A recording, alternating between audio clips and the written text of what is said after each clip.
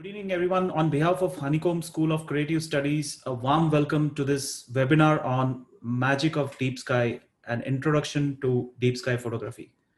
Like I mentioned sometime back, I can definitely assure you that today you are going to zoom in out of the universe into the deep sky with Sathyakumar Sharma, who is our speaker. But before I get in there, I just want to mention a quote, like I normally do, which says, and I quote, "There wouldn't be a sky full of stars if we all were meant to wish on the same one."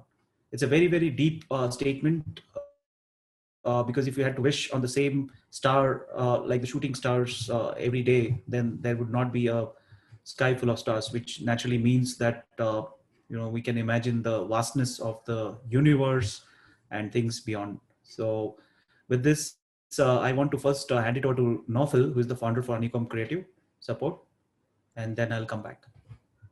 Over to you, Nofil. Yeah, hi, good evening, everyone. My name is Naufal. I'm founder of Honeycomb Creative Support. I'll just share the screen so that.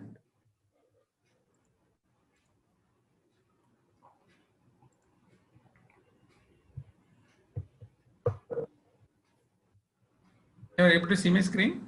Yeah. Yes. Yeah, so I just want to, first of all, thank you all and welcome all of you to this wonderful webinar. So I just want to tell what is Honeycomb and what we do and all, just maybe to 5 to 7 minutes, and then maybe I will hand over to Sathyakumar sir to, take over the webinar. So Honeycomb, yeah, we are a marketing communication agency, and we are, so I founded this in 2008 with few of my friends, my classmates, and then we considered as one-stop solution for the brand communication and design. So we have all the upgraded state-of-the-art infrastructure like software, hardware, and everything. And we have offices in Bangalore, Mumbai, and Hyderabad. So I wrote something back about LinkedIn, our journey about how did I started Honeycomb and how we are till here. So maybe you can just, when you get time, you can just go through it and connect with me on LinkedIn. So I'll just quickly go through what all Honeycomb do. So we do graphic design. We do all the newspaper ads and magazine ad, corporate presentation, brochures, packaging designing, and interactive PDF and flip books. All this, it's very flip book is something like most of the it's a trend now. A lot of people ask for the flip book. So these are our graphic division do, and these are the few of the clients whom we work with. So we work with Titan, Wipro, Raymond, Festo, Bosch, most of the major sectors of the clients we work with, like automotive, lifestyle, and IT sector and all. And this is the other vertical is web design and software development, where we do UI UX design, and we do web design development, the backend development, then we do e-commerce website, and we do customized software development, and these are the key services what we do in our web design division. And these are the few of the logos what we work with. We work with HCG Hospital, we work Aster, we work with Mappe, and these are all prominent, in those industry. And the other division, we have this video production. We do corporate video, which is mainly for company profiling.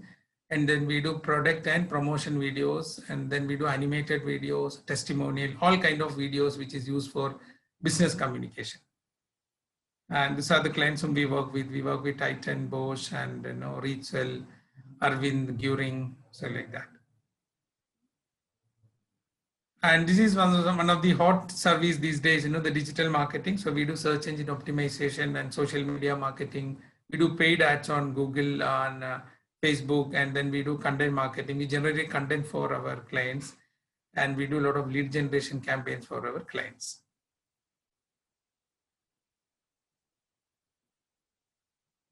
So we have these services, fine art printing, where we engage a lot of photographers and artists who want to print and sell their pictures. So we have 11 color printer. We have it in Bangalore and Bombay as well as Hyderabad, and we use archival papers. And other than that, in fine art printing services, we use even photography and art exhibitions. So we do print and frame for this prints, and then we deliver to customers, and we have a presence and deliver across India. So these are few of the medias what we use. So these are all specialty medias and acid-free media and paper and canvases. And other than so we always we also have the newsprint and art paper proofing. So this service is mainly used by agencies and few of the corporate companies. So before giving to the press for the print, they need to print and see how the proof going. I mean, how the print going to look like. So that's how this we call it as newspaper and newsprint proof. And we also have the high-end scanning. So we have the scanner, and we do film scanning, and we do print scanning, and basically it help to artists and photographers to digitalize, their old prints and films. And this is our new initiative, Honeycomb School of Creative Studies. So we conduct webinars, we do online workshops, and plus we do recorded classes as well as live classes. And that's all about Honeycomb. So I just want to thank you all for attending. To join today's webinar, and I'll hand over to Mithun to take it further. Thank you. Thank you, Nufil. That was indeed interesting to know all the services of Honeycomb. Yeah. Great. So my name is Mithun Prabhu. I'm an IT professional and a passionate travel photographer myself, and I handle the PR and marketing of Photoshop and live shots brands owned by Honeycomb Creative Support. Like Nufil mentioned, a 13-year-old marketing communication agency based out of Bangalore and having offices in Hyderabad and Mumbai too. But we cater pan India and across outside India as well, across the world. We help professional photographers and aspiring photographers, hobbies to acquire knowledge in different areas of photography. We have been conducting workshops, exhibitions, and seminars on photography and non-photography related topics in various cities. But due to the pandemic, all of our physical events have turned into online webinars and panel discussions. Thank you so much, all of you, for taking time this Sunday evening and attending this webinar in large numbers. We're absolutely delighted to host you. For the past 3 months, we have hosted nearly 14 webinars and 4 workshop masterclasses from various genres of photography topics like astro to post-processing to travel, macro, salons, underwater, landscape, to non-photography based topics like emotional intelligence and selling in the new normal, which we recently conducted and a lot of you joined and loved. We were overwhelmed with the love you all have shown and the feedback post those. Your feedback definitely helps us grow stronger and get more relevant content from time to time. Even for this webinar, we had nearly touching 1300 registrations, and I can already see more than 350 people already into the webinar. Thank you very much, everyone. Before I get into the introduction, I just want to bring in the poll. So Vinay, if you can just quickly put in the poll at this point. There will be a poll which will come onto your screen. Yes, that's where it is. Please use your voting options. How many of you have experience with deep sky and astrophotography? It is okay if you want to learn more or never tried before, or you're an amateur. Just select one of the options, and I will probably give you another 30 seconds. Seems as like always an interesting trend. Nearly 70% have voted. Another 20 seconds before I close the poll.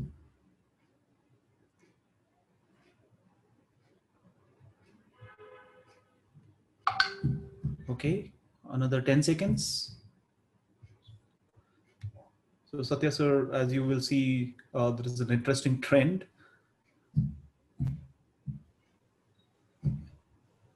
Yeah, Vishal and Abhishek, like I mentioned at the start, if you're not able to see the poll, it is quite possible that you are on the mobile browser.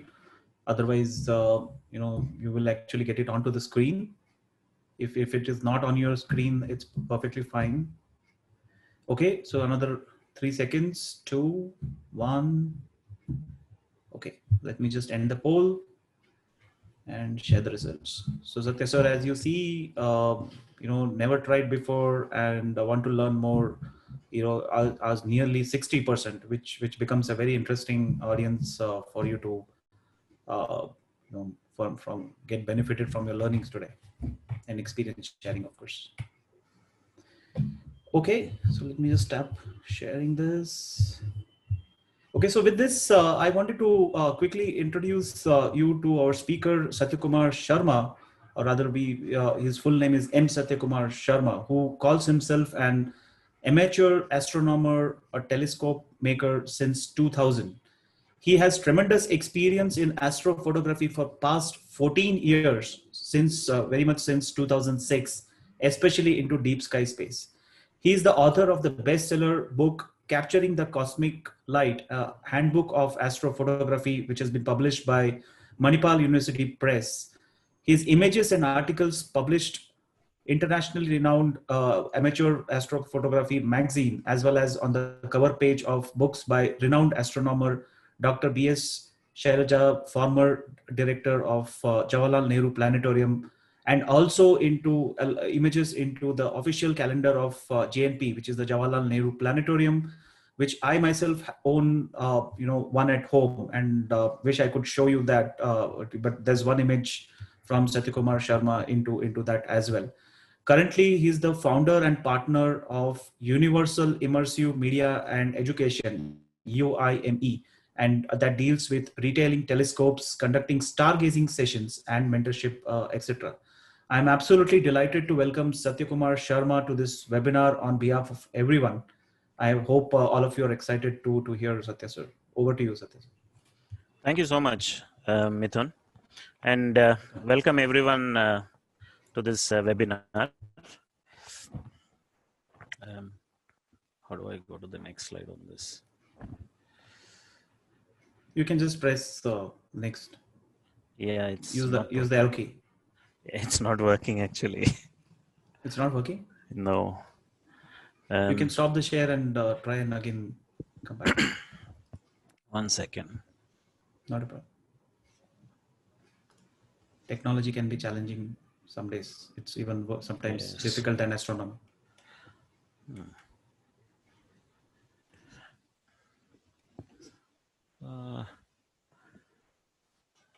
Okay, let me just have a look again.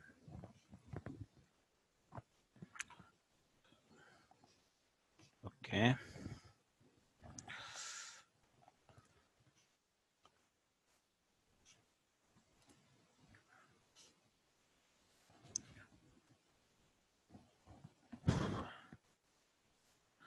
Okay.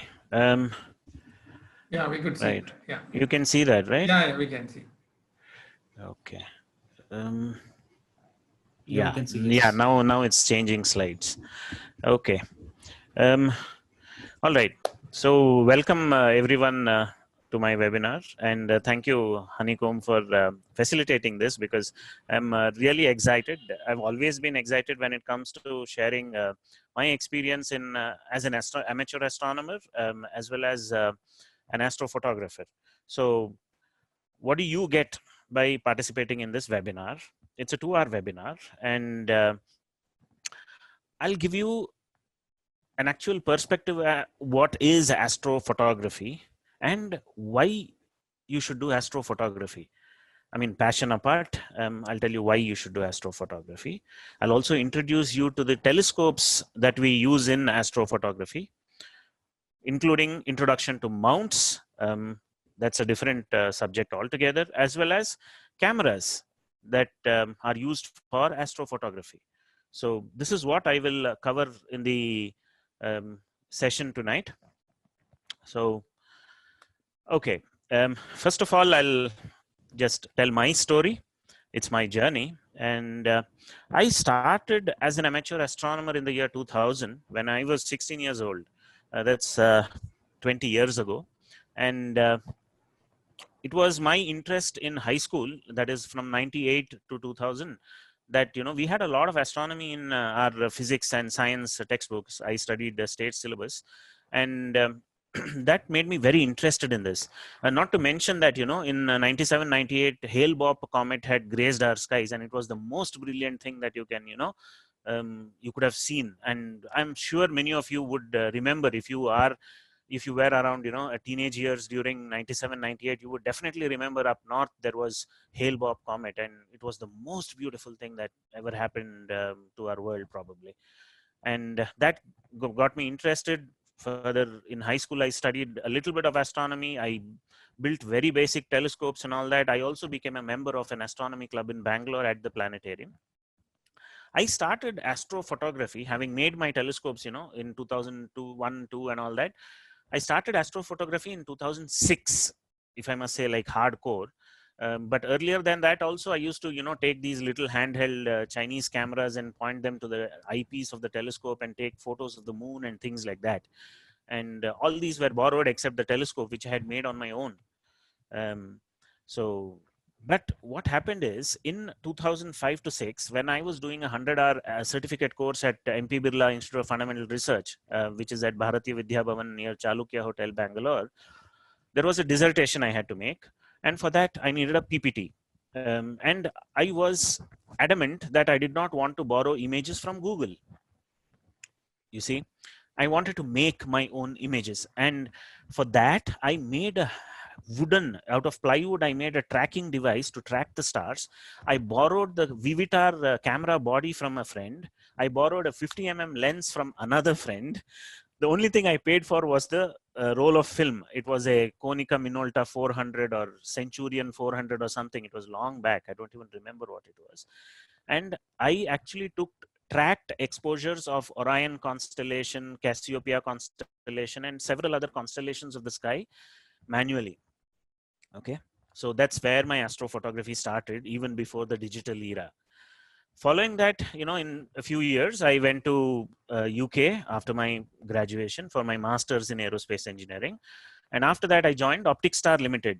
They are a telescope manufacturer and retailer in the UK. And now currently they are the authorized distributors for the company called Mead. So I worked there for about a year and a half, and I was introduced to the state-of-the-art technology in amateur astronomy. State-of-the-art in the sense you have fully computerized systems, and, you know, all these mounts and cameras and new telescopes and new technology and everything that's got to do with it. In the UK and the US and Europe, astronomy is taken very seriously. It's a very serious hobby all over there. So I eventually purchased an 8-inch aperture. I'll get to all that later. A Schmidt-Cassegrain telescope by Celestron brand. It was on the CG5 equatorial mount. I'll talk about all this later. These are just terms. My boss, who was at Optic Star, the owner, he gifted me an Orion 80 ED doublet Apo telescope, which I still have. I use that primarily for imaging. I have 2 other telescopes also, which I use for imaging. I'll get to them in a while. After having worked for the government for about 4.5 years, and earlier 1 year with Manipal University, their planetarium, I was with the government for 4.5 years, and I was responsible for establishing planetaria in the state. I was looking after technical, reports and reviews and tenders and everything else. I got out in March, and I established my own company, Universal Immersive Media and Education, because I realized that in India, there may be a few telescope sellers, but I, being an amateur astronomer, I found myself in the front because I can give technical advice both pre and post sales. I can do workshops, I can conduct classes, I can do mentorship and everything. And of course, I have done stargazing sessions at a nearby organic farm, which is just outside Bangalore, where you can see the beautiful Milky Way with the naked eye. So this is, in a nutshell, if I must say, what I was and what I currently do. So what do we cover tonight? I always love telling stories. I just told you one story, so I'll tell you another story. That is called a little flashback. Then that is the history of telescopes and things. Then what are the different types of astrophotography? What is deep sky astrophotography? Telescopes, a study of types and subtypes, and basic requirements for you all participants. Part 2 will be on stability. Why we need mounting systems and what are the different types, etc. And again, requirements for you. Part 3 would be about cameras and the types of imaging, and the types of cameras available, what are their applications in astrophotography, as well as, once again, the basic requirements for you guys. All right. So the telescope, it's when you ask people who invented the telescope, pat comes the reply, Galileo. Galileo did not invent the telescope. Most people would tend to reply Galileo Galilei invented the telescope. I mean, that comes as a common answer, but it wasn't. It was a Dutch spectacle maker, Hans Lippershey. The story goes that his children were in his workshop playing with lenses, and they accidentally brought two lenses in front of each other and pointed it at the steeple of a church far away. And they were shocked that it looked nearby. And they said, Dad, look at this. We can see it closer. Hans immediately understood its implications and went to the king. He said, Your Highness, this is what has happened and this is what I've invented. Maybe it will have some military applications.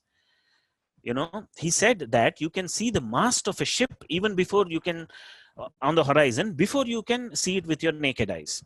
But the king took him lightly and he said, Go away. We won't have any funding for you. So it comes to the market, to the fair, as we call Mela here. And Galileo's friend happens to see one of these things called a spyglass. There's another story that goes that the pirates, invented them because they wanted to attack ships which are in the sea. So that's why I have the Pirates of the Caribbean over there. But the common story is that the friend of Galileo goes into one of these fairs in a nearby town and comes back and tells Galileo, see, this is what I found. It's called a spyglass. And he describes it to Galileo, and Galileo says, I'll make it on my own. And he goes to make the spyglass, the telescope, and the most important thing that he did was to point it at the sky. He pointed it at the moon, and he saw craters.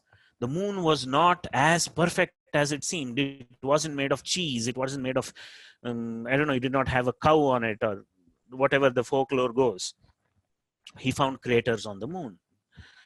Then he pointed it at Jupiter. Planets were already observed and noted, and they were considered different from stars. But he pointed it at Jupiter and logged 4 moons, Io, Europa, Ganymede, and Callisto. He kept detailed logs in his book. And he goes on to, support the Keplerian theory and, the Copernican theory and all that, that the Earth is not at the center of the universe, but the sun is at the center of the solar system. And the Earth is just a planet and does not have any special place. So for this, of course, the Inquisition happened, and, that's a different story. I'll not get into it. Along with these guys, there was also Sir Isaac Newton, the gravity man. He also does something else. He invents his own type of telescope. I'll tell that story in a while. But first, what are the different types of astrophotography? I mean, you see this image here. You'll see, a zillion stars in the background, and there's a telescope and it's a stand in the front. The mount, as we call it. We have nightscape photography. What you see here is called nightscape photography. Okay. This image, Milky Way and nightscapes. What you do, you just use your DSLR and a tripod and, long exposure, you'll be able to capture the Milky Way. This was caught from the same organic farm that I mentioned earlier. It was about a couple of months ago, I think in January or something like that, I caught it. We have wide field astrophotography. Now, what's the difference between wide field and nightscape? I mean, you have seen this Milky Way. Here you see something else. Here, this is a deep field view of the Orion constellation taken by Rogelio Bernal Andreu. He's an American astrophotographer and probably the world's best astrophotographer, you can say. He used a dedicated camera and a tracking device. And this, in fact, is a pan mosaic, but you can also do it without mosaicing, and take long exposures of a constellation, but you'll need a tracking device for it. So that's what makes it different from the Milky Way photography, where you don't necessarily need a tracking device and the exposures are short, limited to, let's say, 30 seconds or so. This one, in fact, was about 20 seconds. And this goes into several hours. I mean, if you need all these gaseous regions and all to be recorded, you need several hours of exposure. Okay, then we have planetary astrophotography. These three are images that I captured myself. Left is Saturn. It was captured using a telescope which had 8 inches of aperture. I'll talk about all this in a while. A HEQ5 Pro mount, Skywatcher, a Canon 550D DSLR body without any modification as such, only in video mode at 50 frames per second, crop mode, 640 by 480, and ISO was 1600. It was on June 6th of 2014, about 6 years ago. And Jupiter was, I think, on the same night or one or two intervening nights. Mars on the right, I put Mars there deliberately because, you know, this year Mars is very close to us and I haven't been able to capture it yet. But this was on the 26th of May 2016. And it was with my other telescope, and I had used a focal length extender. It was at f18. I'll talk about all these things in a while. Canon 550D again, unmodified, and 640 by 480 crop. You can see surface features of Mars and, you know, a bit of polar ice cap and things happening on the planet itself. This is planetary photography. There's one more. Basically, we can all club them into solar system photography, but I kept them separately because lunar and solar astrophotography, you won't believe it, that the left image of the sun that you're actually seeing, that's the sun, by the way, the surface of the sun, and, you know, the activity of the sun, the prominences and flares and things that happen. It was captured by a friend, Gary Palmer, in the UK. You have telescopes that are available, and of course you have accessories which are available, which can convert a regular refractor telescope into a dedicated solar telescope. To watch the sun, you cannot watch it directly with your eye. Please don't do that. Please don't attach a camera to your telescope and point it at the sun, because it will burn your sensor instantly, the sensor or your eye, and you'll just go permanently blind or you'll lose your camera, one of the two. So don't point the telescope at the sun without appropriate filters and accessories which are dedicated for solar photography or viewing, please. The image on the right was taken with a very simple telescope, one of the most basic beginner's telescope. This was captured by me from Manchester several years ago. I think it was in 2010 or something like that, with my Canon 550D again. It was not tracked, nothing. It is during the daytime. I deliberately kept it there. It was early evening or something like that, around 4 or 5-ish. And you are still able to do lunar photography. You see, the full moon is, I mean, the gibbous moon is captured, the whole disk is there and all that. Now, this is what I do currently. This is called deep sky astrophotography. This is what differentiates it from regular astro that, you know, people, enthusiasts practice. We are now far, far away from just a DSLR on a tripod. This is a very, very narrow field. To compare it, if you see this image, I'll show it to you in one of the earlier images. You see this tiny, if you can see the cursor, you can see this tiny region here that I'm circling. That is what is in the image that I showed you here.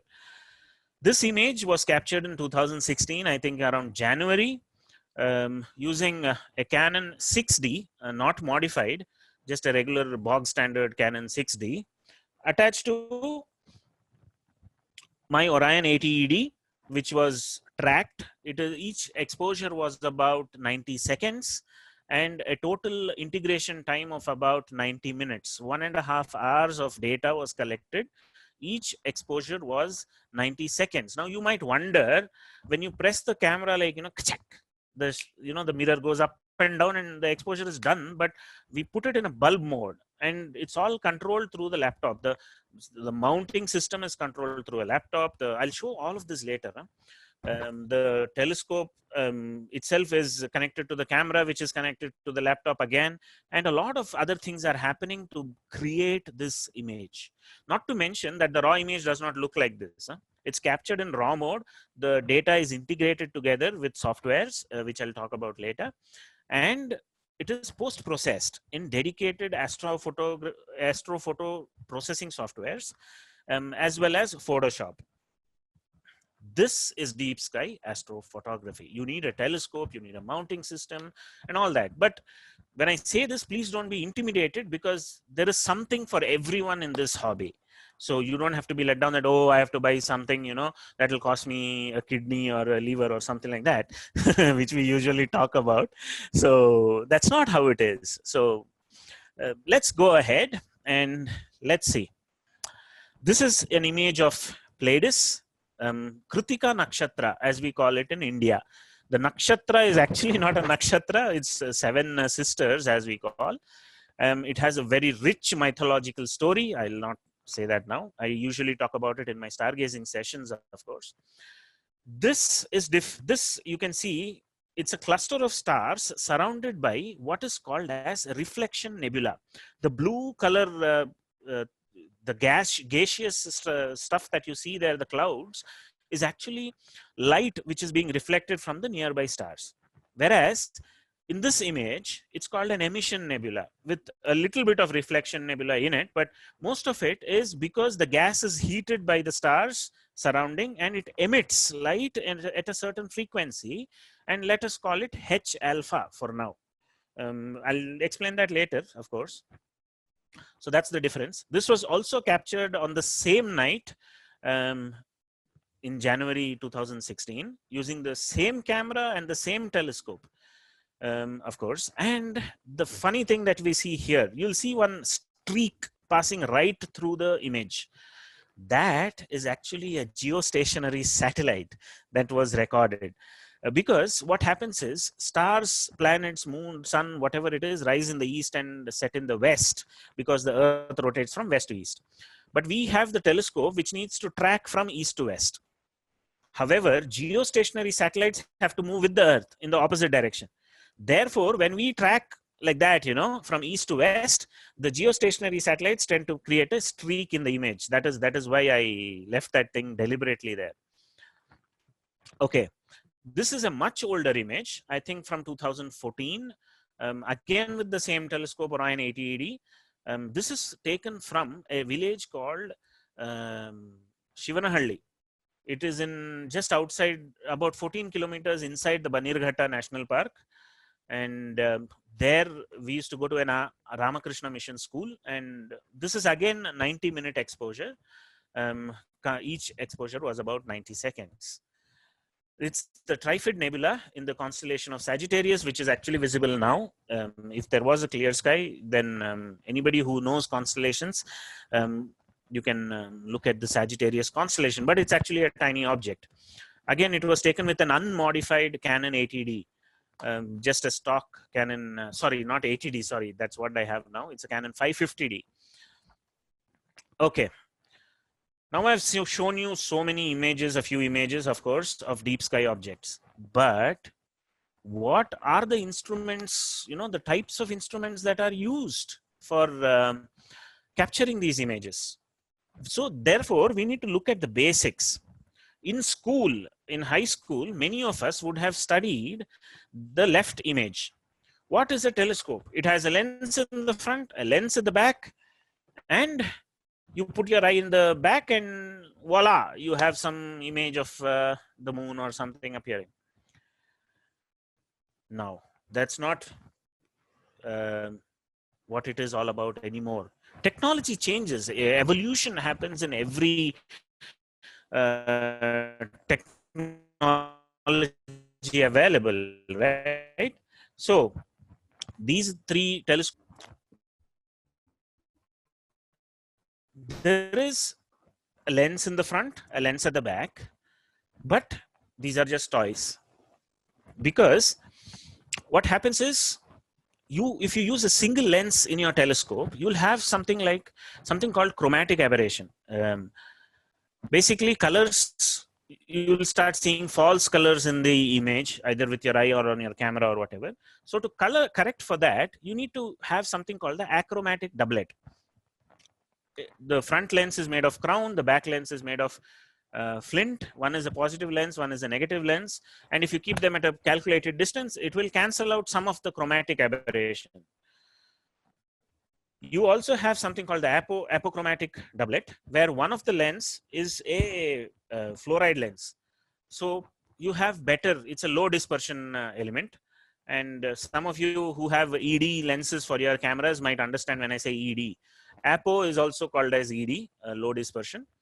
So that's the doublet. You also have an apochromatic triplet with 3 lenses which are kept at with an air gap in between, and they provide the best correction available, but they'll also cost you a bomb. And the final one is called a quadruplet or a Petzval. These are the creme de la creme of refractor telescopes. Very, very high-end telescopes. Perfection is what you can call them. Like, you know, there's nothing beyond these things. And obviously, they'll cost you an arm and a leg along with that bomb. Okay, so now we don't want to, you know, spend too much money on our telescopes or something. Let's say we have budgetary constraints. I spoke about Isaac Newton earlier. What he did was, instead of using a lens with a focal length, that is, a lens will have a curvature like this on both sides. If you have a mirror of a same curvature, it is front coated, of course. If you put light there from infinity, which are parallel rays of light, it will focus at a single point like that, right? It will come like that and it will focus. So that is what this image explains here. The second image, light falls on the mirror over there at the back end of the tube, unlike the lens where it is at the front end of the tube, focuses at a point, and there is something called an optical flat. It's just a flat mirror, let's say a front coated thing, which will divert light perpendicular to the optical axis. There is a focuser. It's just a focusing mechanism. If you have seen, you know, microscopes or something, there are 2 knobs, you know, you can adjust like that. And that can take an eyepiece or a camera or anything like that. Okay, so an eyepiece, it's a combination of lenses in a calculated order, which is used to magnify this image which forms in front of it. And the magnification is given by the focal length of objective, that is that mirror, you know, at the back, or the lens in the front, either one. Yeah, what focal length, the distance from that lens or mirror where the light focuses, that focal length divided by the focal length of that eyepiece. Eyepieces have this little number on them written, if you look at telescopes, 25, 32, 40, or 15, 17, whatever it may be, depending on the brand. That focal length divided by this focal length will give you the magnification. But for astrophotography, you won't use an eyepiece. You see, for the regular photography, we use a lens in front of the camera. Remove that lens, replace it by a telescope. It's still a lens, but of a longer focal length and a larger aperture. Okay, so consider it that way. You still have your DSLR body and the lens that's in front of it. So imagine the magnification that you will get, you know. The third type of telescope is called the Cassegrain telescope, also called the catadioptric. Primary components, it's a mix of both of these previous ones that I spoke about, the refractor and the reflector. Primary mirror, it will be there at the rear end of the telescope. There will be a secondary mirror, which is a convex mirror, and there will be a tertiary mirror sometimes for, you know, putting the eyepiece or something like that. There is something called an corrector plate or a lens, depending on the type of telescope, the Cassegrain system that you have. On the top left, you will see the blue tube with a remote control kind of a thing. That's called a Schmidt Cassegrain. On the right is a Maksutov Cassegrain. On the bottom is called a Rishi-Krishan. Most professional observatories use the bottom one, Rishi-Krishan. They are highly corrected. I also have a Rishi-Krishan of a smaller size. So it has a hyperbolic primary and a secondary only. when I say this spherical or a parabolic or a hyperbolic, it means that the surface of the mirror, the one that is quoted, at let's say fractions of the wavelengths of light, that surface would resemble to be a part of a sphere or a parabola or that of a hyperbola. And these, I mean, they tend to work with light in different ways. It's physics, of course. I won't get into it, too technical. So, what are the requirements for you, right? You will need, if you want to do astrophotography, a refractor telescope, a minimum of 80 millimeter aperture. 80, when I say aperture, right, that's the diameter of the lens and nothing else. It's not like a camera aperture which is variable. And f6 to f10, which means that it's the focal length.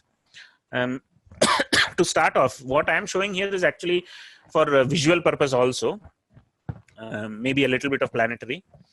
The focal length is the diameter multiplied by the f number that I've given there. So 8 6 are 48, 480 mm focal length, or 8 10s are 800. So 800 mm focal length telescope. If it's a reflector, you need minimum of 5 inch or a 5¼ inch. And if it's a Cassegrain, you need a minimum of 5 inches again. So that's 127 millimeters. I'll keep shuttling between, metric and imperial. So bits and bobs. For lunar imaging, you'll need a mobile phone with a camera, which all of us have. One of these things is good enough. You have these smartphone adapters available to fit into the eyepieces of the telescopes. Most of the telescopes that I sell, basic ones, also come with these, and sometimes you can buy them separately anyway. They're very cheap. You can either use that, a point and shoot digital camera. You get adapters for that too. Computer webcam. You see this little thing here with the step that is visible, the gray image on the left. That's called a webcam adapter. You can remove the lens of a webcam. Let's say you can use a Microsoft LifeCam, which is available for 5,000–6,000 rupees, a good one. Remove the lens and screw this adapter in. It's available in India. It's available with me and everybody. You can even 3D print it off Thingiverse. Okay. And this is the webcam adapter, which will exactly be the size of an eyepiece. So you can remove the eyepiece and just put in. I earlier spoke about solar imaging, right? Never ever, do this. I'll tell you a little story. A friend of mine had actually kept the telescope outside, one of my first telescopes, out on his portico. He did not point it at the sun, but it was in its way. After a while, the sun happened to come in the way of the telescope, and I'm not lying here. We saw brown smoke coming out of the telescope, and we were just flabbergasted. Oh my God, what's happening? Brown smoke coming out of the telescope. What happened was the telescope was pointed at the sky without the lid covered, and the sun came in its way. It focused, and the focus was slightly off. Therefore, it hit the eyepiece, which was made of plastic back then, and it burnt the plastic. Of course, 3 days later, he repeated the same mistake. So, yeah, that's the danger of laughing apart. It's very dangerous. Don't look at the sun without any proper accessories, solar filters. Even if you want to look through a naked eye, don't do that. Use dedicated eclipse glasses. You get them for 15 rupees at JNP and other places. All planetariums tend to have them. For deep sky objects, you'll need a film or a digital SLR, something called a T-ring, which is at the top right corner here. That and other accessories, nose piece, filters, blah blah blah, whatever. So this is the telescope part. Okay. Whew. So, but what will you put the telescope on? You cannot put it on a regular tripod which is seen on the right side. You see, that's just a simple tripod available for probably 1,000 rupees or 2,000 rupees on Amazon or one of those online platforms, right? In astrophotography, everybody says first get the mount. From now on, we will not refer to this as a tripod. Tripod is only that 3 legs at the bottom. What about the other stuff on top of the tripod itself? That is what is the brains. That is what does the tracking. You need to track objects for long exposures. Okay. And it comes with a hand controller of 40,000 object database minimum. And nowadays you can just plug it into your laptop, control it through Wi-Fi and all sorts of stuff, which I do myself. I have right now, right on top of my head is my observatory, where I have semi-permanently mounted my telescope. I would have shown it if not for the weather. I wanted to do a live thing, but I'll show you a video of how my system operates. Right. So history once again. The left thing is called the 49-foot telescope of William Herschel. William Herschel was an English conductor, not a bus conductor, a music conductor. And his interest in astronomy made him the Astronomer Royal of England. And he went to, I think, Africa and installed this huge, that time telescopes were not measured by the size of their glass or mirror or whatever, but by their length. So the 49 feet is not actually the mirror, but actually the length of the wooden tube that he built. It's you can see the humans down there in that lithograph or whatever it is. You can see tiny humans if you consider them as 5.5 feet tall average. Imagine how tall that whole structure was. He actually hired people to pull ropes to position the telescope in pulleys, through pulleys, and it had wheels to move it 360 degrees on tracks. I mean, look at the kind of work that these people did. He also is the discoverer of Uranus, but he discovered it with a tiny telescope, not with that. He discovered it with a 8-inch aperture telescope, that is a 200 millimeter diameter mirror. And back then the mirrors were not, made out of glass. They were made out of something called speculum, a soft metal, a combination of copper and tin. And they would, grind and polish it and all that stuff. So now earlier we had spoken about achromatic doublet, chromatic aberration and all that, right? If you'll recollect, that was solved by Joseph von Fraunhofer, right? And he was also the inventor of the equatorial mount. I showed you that tripod earlier. Here, the tripod is only a tripod. It's nothing else. It's just a 3-leg system like our photo tripod, but much heavier and all that. But what we see here is called the mount. You see, there is no tripod attached to it. I have the white one there. It's called the HEQ5 Pro mount from the company called Skywatcher. Now, this contains a motherboard. It has motors. It has everything else that help it rotate and track objects from east to west. It can also be controlled through a computer. That's called an equatorial mount. And the reason why it is at a weird angle, not horizontal, but it's at a weird angle, is because you need to point it at the pole star. Okay. I won't talk about details of what the procedure is called. It's called polar alignment. That's all we need to know for tonight. Once we point it at the pole star, it will start, once you activate the motors, it will start tracking. There are, however, different types of telescope mounts. It's called altazimuth mount. It's a simple mount. What I showed you, Herschel's thing, that's an altazimuth. Altitude, azimuth. In the sense, vertical and horizontal. You can move it up, you can move up, down, you can move it left, right.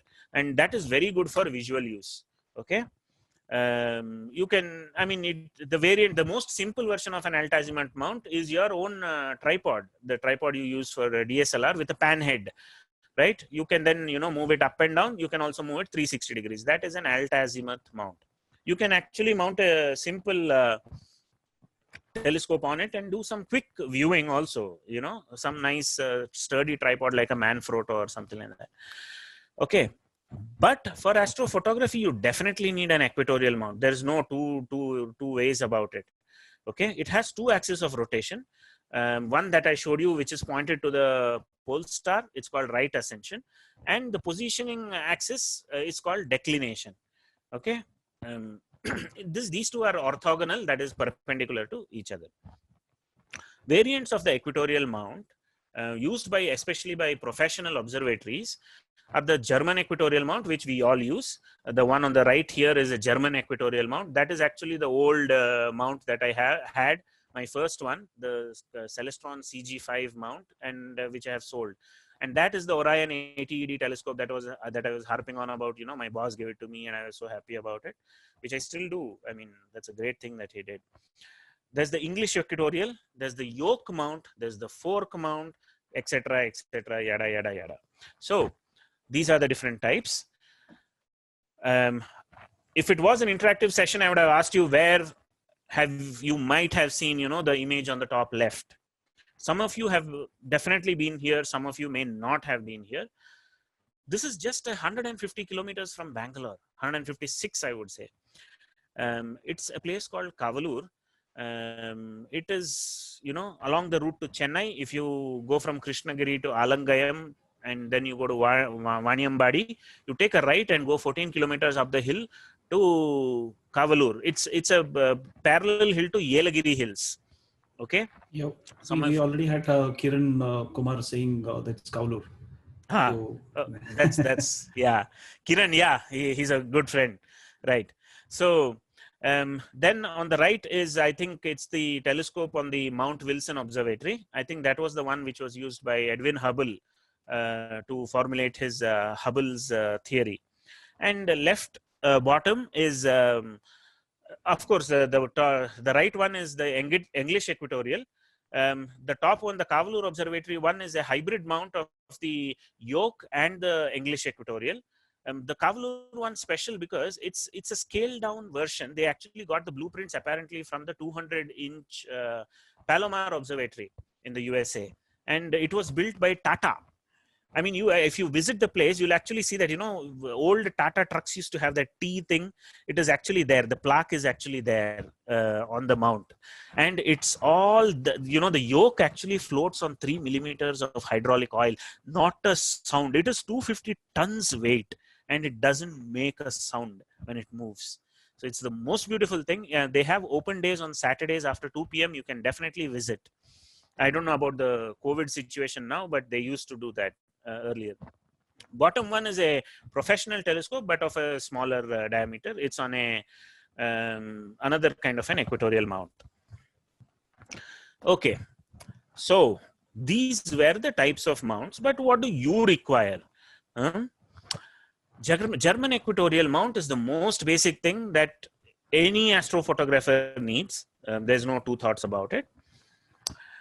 But there are variants. Now, what are variants in a German equatorial mount, you would ask? Okay. You see the photos here, they are different. I mean, they all look different, but yet similar. They are all angled at the same thing, so they all have the polar alignment thing. However, what makes them different is the payload capacity. The top left one, the tiny thing you see, is called an EQ1. EQ for equatorial. So it's the EQ1 type of mount, and it can just take about 3 kilograms payload, which is about a small telescope or a, one of these kids telescopes or a beginner adults telescope of 70 or 80 millimeters aperture, or a small DSLR camera or whatever. You can mount it on it using special adapters. It has manual tracking option. There is a knob over there, and you can, manually track and try to take some photos. They won't be big deals, but you'll be happy with that even if you get it. The right one is an EQ2 mount. The left one here, the white one that you see, the first white one mount, is called an EQ3 or a CG4, depending on which brand you have.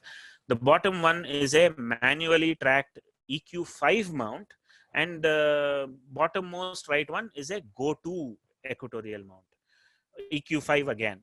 The Go-to is, as the name implies, and we use it extensively in astrophotography, and it's highly recommended. You don't want to waste time, especially in India, or let's say South India, to be precise, where clear skies are few and far between. I mean, probably December, mid to February end, or March, worst cases. You don't want to sit and search for objects like using the EQ1 mount or EQ2 mount or whatever. If you had a system which had, let's say, encoders, optical encoders, or digital sensors in it, and motors in it, which interface with a inbuilt computer or an external computer like a laptop and some software there.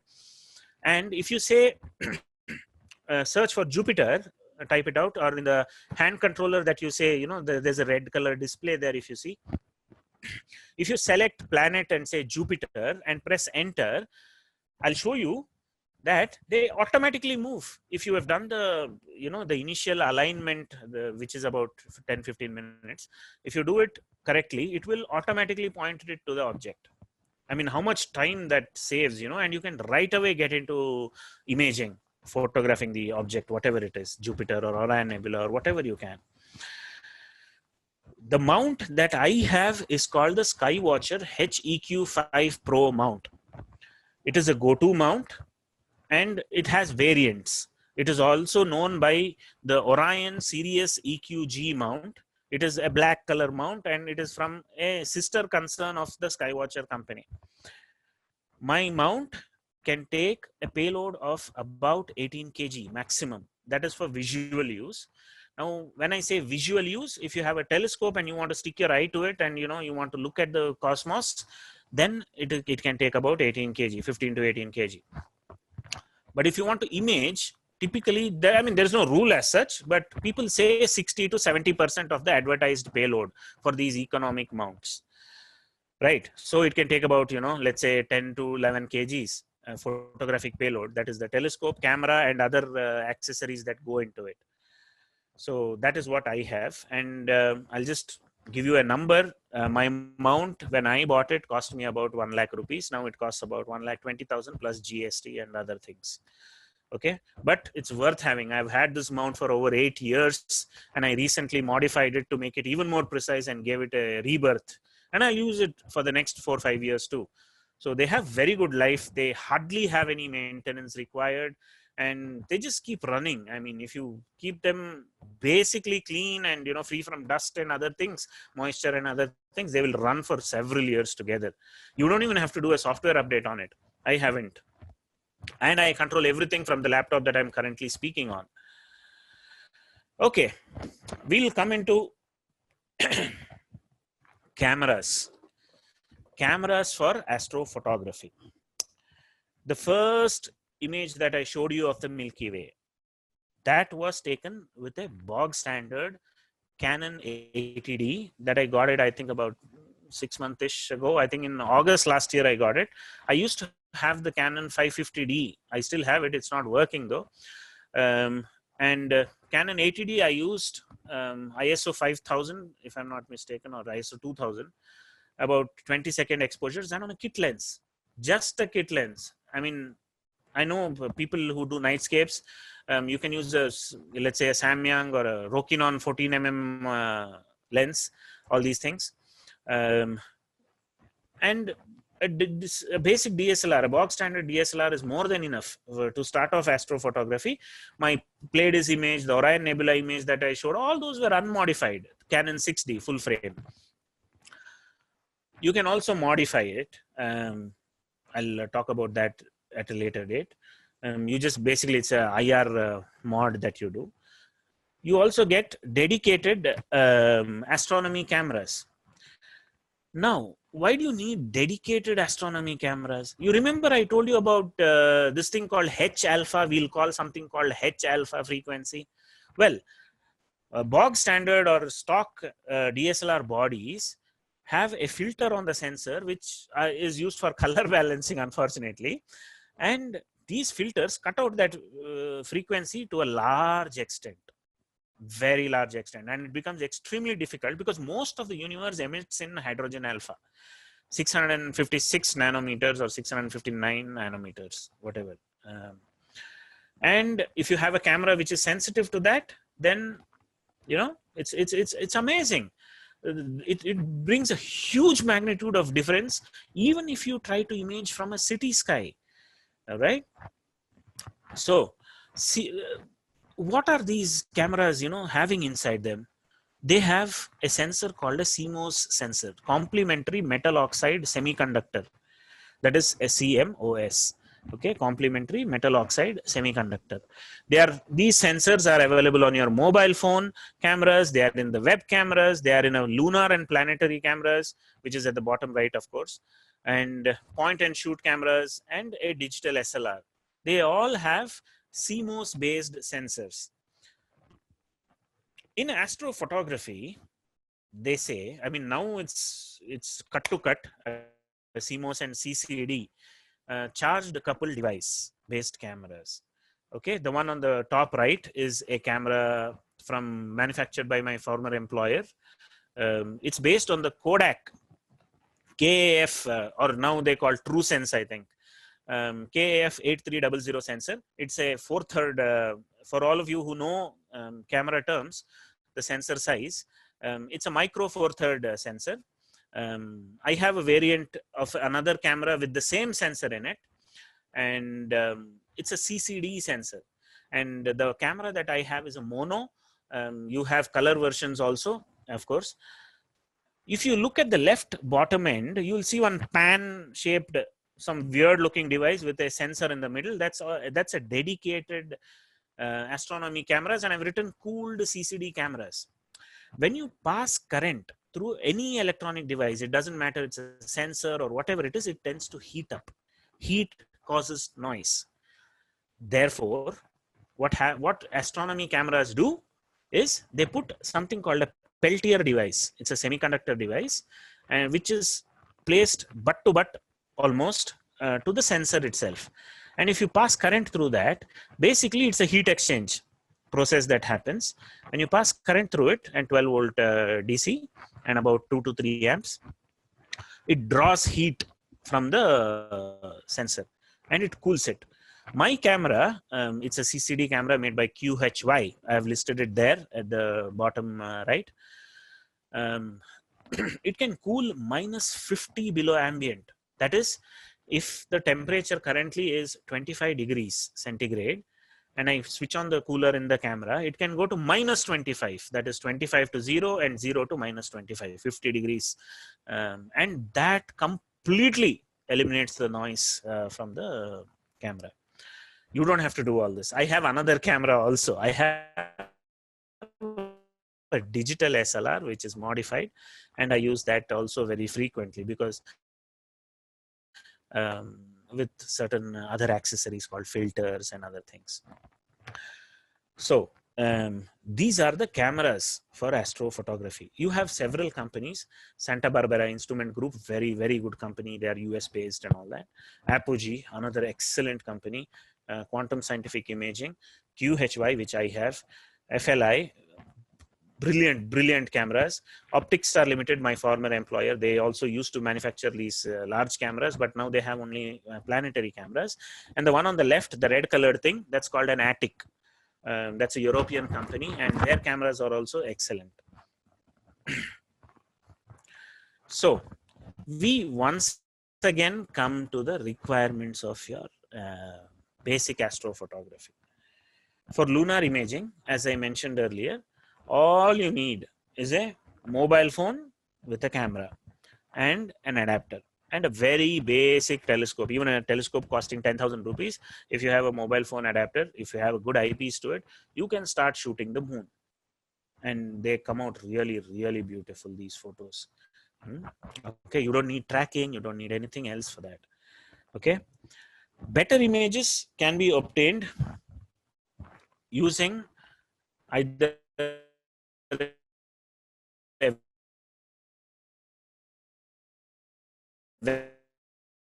LifeCam is a good camera. You can remove the lens, put the webcam, you can start shooting, right? You can then zoom in a little bit using several other accessories for your telescope.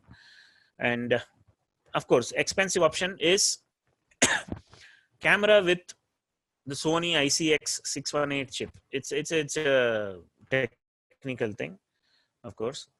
For solar imaging, what you need, a solar filter must with the above cameras. You get white light filters, you get orange light filters, and then you have dedicated solar telescopes which allow that H alpha, once again H alpha, because the sun is a star. It's the nearest star to Earth, and we live off it, and it emits in H alpha.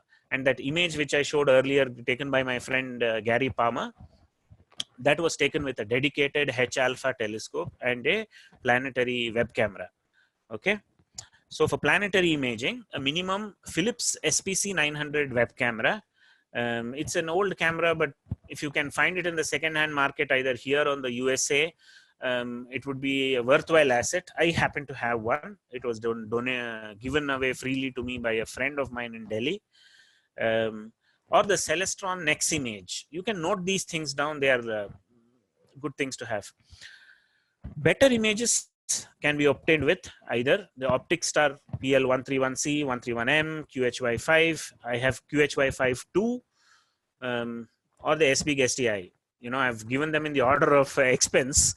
So the SBig STI is going to be a little bit of an expensive camera. I think it's around, I don't know, $400 or $600. Whereas the QHY5 2, I paid about $200 for it.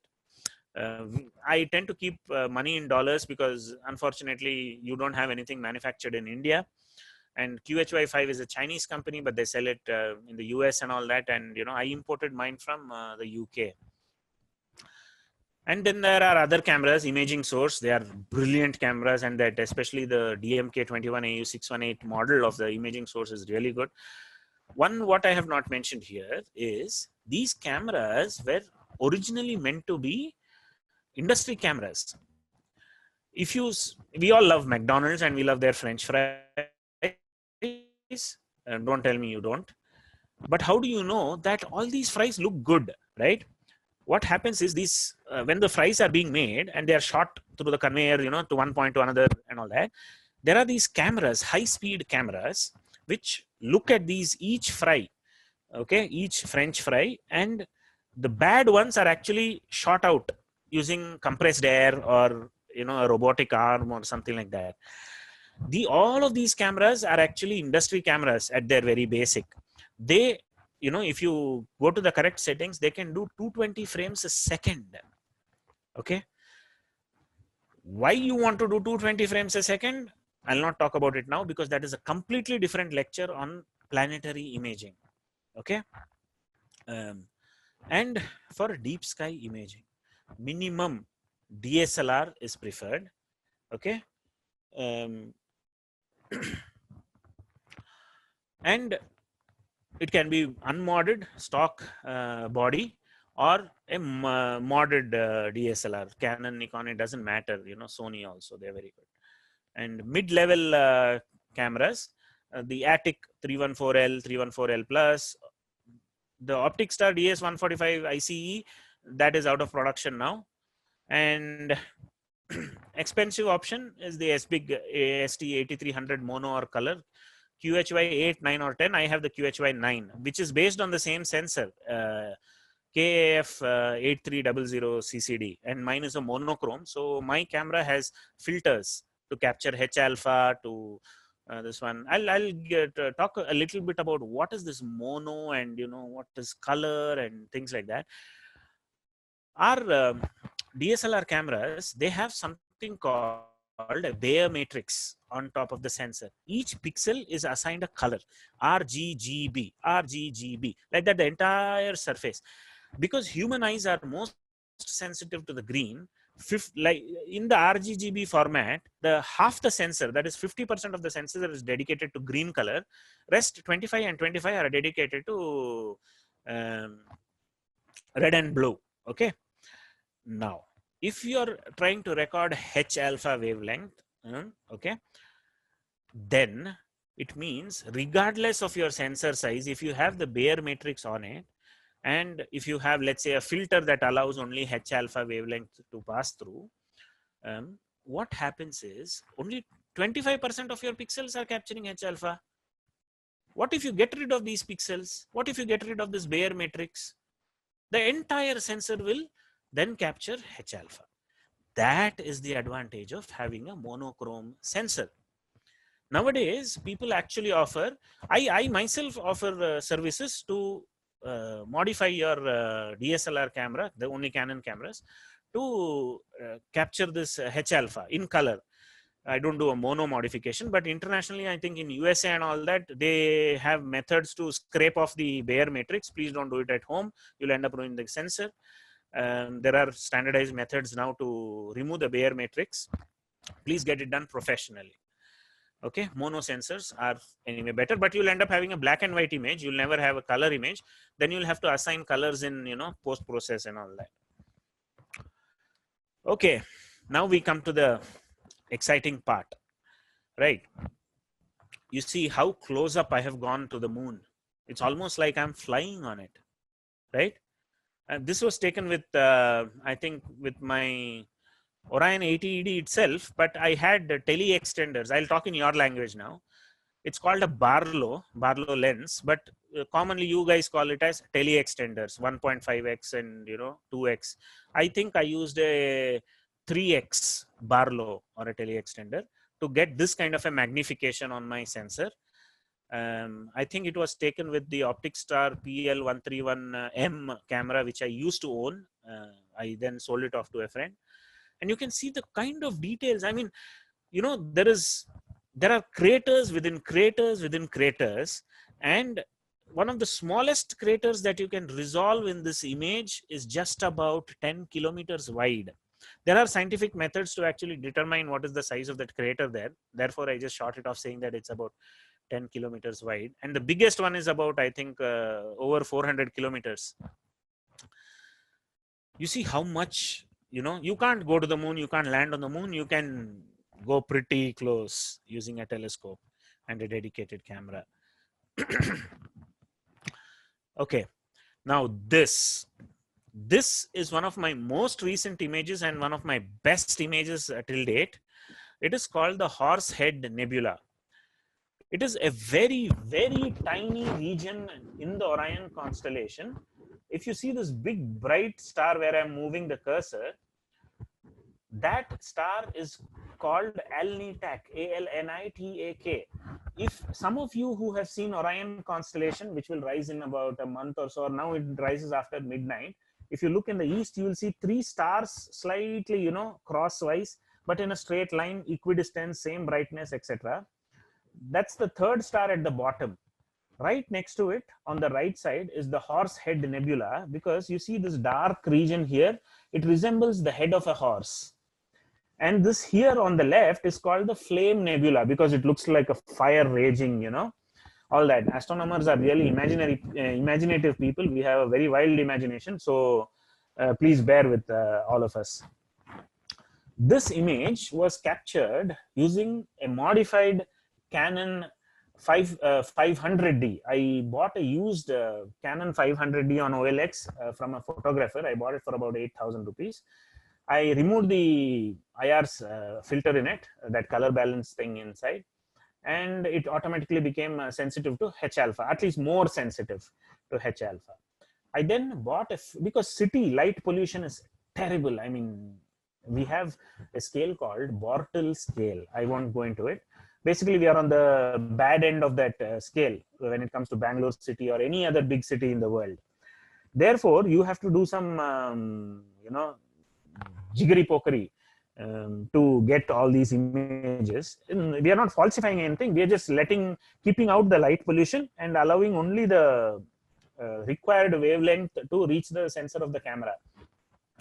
I use a filter which allows H alpha wavelength to pass through, and a little bit of some other wavelength called oxygen, okay, oxygen 3. And this image was about 5.5 hours of data taken over 2 nights from the observatory which is above. I'll show you a video of that thing, how it works, okay. And over 2 nights in March this year, just after the COVID lockdown happened, I took advantage. My home is actually about a half a kilometer from here, and I'm speaking from my parents' home where the observatory is stationed. Okay, you're all welcome to contact me and visit me anytime. This is about 5.5 hours of data of Horsehead Nebula taken through the Orion 80ED telescope, Canon 550D modified, and an accessory called an auto guider. I won't talk about that at all. I mean, I don't want to complicate things here. This is Monkey Head Nebula taken 2 nights after the Horsehead Nebula. Funny names. It's supposed to look like the head of a monkey. I don't know from which angle. Probably if you look it sideways, you can look like a gorilla or something like that. use your imagination. This is again another 5.5 hours of data, millions of stars that have been recorded, 5.5 hours over 2 nights again, and using the same setup, Orion 80ED, modified Canon camera, 550D, 500D, sorry, and the filter and the auto guider. Each exposure was about, yeah, for both these images, the horse head and this one, each exposure was about 3 minutes. That is, the shutter stayed open for 3 minutes every single shot. Okay. And that went on for about 2.5 hours on the first night and about 3 hours on the second night.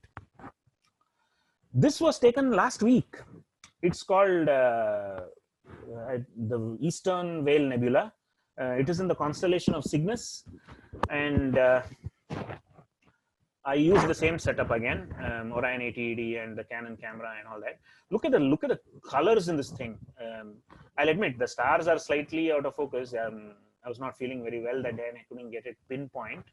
But you see the gas there, you know, the red represents the H alpha, the green represents the oxygen 3. My filter allows both these frequencies to reach the sensor and nothing else, of course. Therefore, it is called a dual narrowband image. Okay, this was another, I think about 4 hours, 10 minutes of exposure. Yeah, in a single night, not 2 nights. And then I did not get clear skies. This was last week itself. And we had a couple of clear nights that night. And it was during the half moon or something. The moon was rising after midnight. So before midnight, I just, captured this image. I've been talking about these images. You won't believe it. I mean, each one of these things are thousands of light years away. Light years is the measure of distance taken by light, okay, at the speed of light. That is 3 lakh kilometers per second that light travels. Each one of these things, let us say it may be about 1,300 or 1,500, 3,000 light years. I don't know if I have shared the image of a galaxy. Nah, this is around, I think around 3,000 light years ish. I don't remember the number. This is the Rosette Nebula in the constellation of Monoceros. This was not captured by my Canon camera. It was captured by QHY9 monochrome camera, which I have. And 2 filters were used, the H alpha filter, which allows 7 nanometers of bandwidth, and the oxygen 3 filter, which allows 8.5 nanometers of bandwidth. Those of you who have studied physics might be able to, chime with me when I say nanometers. But you know how nanometers in the sense 10 power minus 9. So that scale I'm talking about, that little glass filter allows light of that bandwidth, 8.5 nanometers bandwidth, to pass through at a certain frequency. H alpha is 656 nanometers. This one, the frequency, right? So this was about, I think about close to 6 hours of exposure or 5 hours of exposure, taken from my previous home in CV Raman Nagar, near the HL old airport. This was taken over 2 nights. And you can see the huge activity happening here, There's a lot of dark, dusty structure there, and, a lot of gases, and there's a star cluster in the middle. This thing is, by the way, called the Rosette Nebula. ROSETTE, meaning it looks like a rose. You will see variations of this nebula. This is a dual color, bicolor image, as we call it. We assign, in post-processing, we assign the red to H alpha or red to whatever color or things like that. And then we do a combination and we arrive at this bicolor image. It's a scientifically valid color scheme for objects which are emitting in narrowband. Okay, it's an emission nebula. It emits light because the gases heat up and all that, as I said earlier, right? And okay, I have about 5-10 minutes. So what more can I tell you about this image? Well, it was taken through the QHY9 monochrome camera. The camera has a filter wheel which automatically rotates. Each filter change happens. It is all sequenced using software. and through the laptop through which I'm speaking. So more of this I'll talk about in a later date. And yeah, so that's it. Each image takes about, let us say, the capture and the post processing and the processing itself, the stacking, the data has to combine and all that. So I would say about easily 10 to 14 hours of work goes into creating each image. It is not, like peeling a banana. You just don't take a photo and, do and you have a Rosette Nebula in your sensor. No, it takes a lot of hard work. I mean, you're in the night, you're sitting and imaging these, and there are other accessories around you like mosquitoes and things like that. You definitely need Odomos, otherwise, things get really painful after a while. And it's cold. These are all realities. I have to talk about the reality of astrophotography tonight, right? It is not an arduous task. It's not impossible. If you put your mind into it, the passion automatically comes out. Like, bird photography, I know many of you are bird photographers. You'll sit there on the ground, in the marsh, in the swamp, on the lake bed. You lie down to get a eye level view of that egret or a heron or whatever that is lying there on the the floor of the lake. You'll lie there for hours together. And that's exactly what happens in astrophotography. You'll just sit on a chair. You don't have to lie down on your, on your chest on the mud, of course. One important thing, one tip I'll give you here is astrophotography is better done if you have something called a better signal to noise ratio. Noise is anything. It can be city light pollution. It can be heat on your sensor. It can be a lot of other factors. Okay. If you image this thing from a city, you will take X amount of time to image it. Okay. However, if you go to a village where there is a lot less light pollution, you will image it faster. The quality of your signal, that is the light that hits your sensor, is far, far better. Okay. So make sure that you either join me or go yourself. Some of my friends have gone to Himalayas. There is a place called Hanle.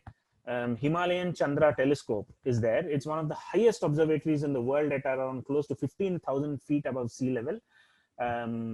Winter time temperatures reach minus 30 plus, I think. You can go to nearby regions. You can go to the Spiti Valley. All these cold deserts, and the sky is absolutely pristine there, you'll get some wonderful images that you can create. Not to mention that in the daytime you can do some nice photography of the Himalayas themselves, which are okay. So that's the Rosette Nebula. This, I've been yammering on about the Orion ATED and HEQ5 Pro mount. This was recently taken. It is on this right now. It is right above my head on the terrace, and this is what it looks like. The green thing that you see here, these are wrist weights from Decathlon. They are used to counterbalance the camera and other accessories that go on the back end of the telescope. Balancing of the telescope, I'll not talk now, but basically if there is a motor driven mounting system here, then you don't want the motor to have offset loads. It will burn. So you need to balance the weight and have the center of gravity of the entire system go through this thing. That is why I have a counterweight here. This here is 5 kg weight. At this distance, it can balance this entire weight on the top. Okay, and this is another view of the same system. And on the left, this doors that you can see, that is my roll off the shed observatory. Basically, this entire system is semi-permanently mounted and aligned to the North Pole. There, because alignment takes a lot of time and takes a lot of dedicated sessions. And therefore, what I do is this shed here has wheels. So when I want to do imaging, I just push the shed, open the doors and push the shed away. Okay, and I do my imaging, and then once it's done, I just pull the shed back and everything else is safe. It's a leak-proof shed that I have designed and built.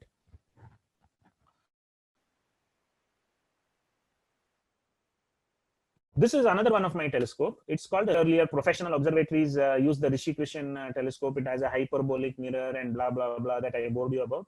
Well, that this here has a 152 millimeter diameter mirror. It over here that you see a little black thing with 3 small holes in it. That's the secondary mirror. It's a convex mirror. And the primary mirror has a hole in the center. And basically light falls on the primary, reflects to the secondary, and the light goes through that hole. These two silver discs that you see here, that is the focusing assembly. Okay.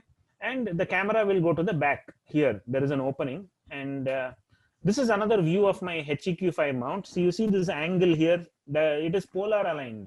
And there is a USB hub there because in the previous images, you'll see, half a dozen of wires going into that hub because the camera DSLR has to be connected. The mount itself is USB controlled through my laptop. Then there is this thing called an auto guider that also has a USB output. So all of them plug into that USB hub, and then one single wire comes into the laptop. So that makes cable management a little easy. Even though it looks shabby, it's a little safer way of doing it. This is another perspective of my Canon 500D Rebel T1i. What I did not mention earlier is one of my friends, he modified, I had IR modded the camera. What he did was he cold modded it. If you see, it reads out it says Peltier, that semiconductor device, and it is at 12.6 degrees. The ambient temperature was about 28 or 30 degrees when I did this in the evening, and 12.6 degrees is the cold temperature of the sensor when it was done, when it was before used. When you use the thing, the camera is off here, if you can see. When you on the camera and it is running, right, exposures, then the temperature tends to increase by 1 degree or something like that. The EXIF temperature will tend to be about 25 degrees total. And there is also, because if you cool the sensor, then condensation might happen on the thing itself, on the sensor, ice crystallization and things like that. If it goes to too low a temperature, if it goes below the dew point, right? So then there is this tiny nichrome wire wrapped around the sensor. It's called the dew heater. It will keep it just above the dew point of the ambience weather that is there. Okay, so these are two different views of this one, and it runs at around 3 amps and 12 volt DC. Sometimes I power my camera through batteries, sometimes I power it through power bank, depending on what I'm trying to do. Okay, and now I'll show you some video of my setup because I could not do a live this one. I have set up a video, and how I connect this video is, it will show you the laptop screen, a software called CardioCL. Basically, it's French for sky chart. I connect my mount, and then I'll show you a view of the mount, and it moves automatically. Okay, so that's what I'll do. And yeah, so I'll just stop share here, and I'll start sharing again. Yeah. So, right, full screen. Okay.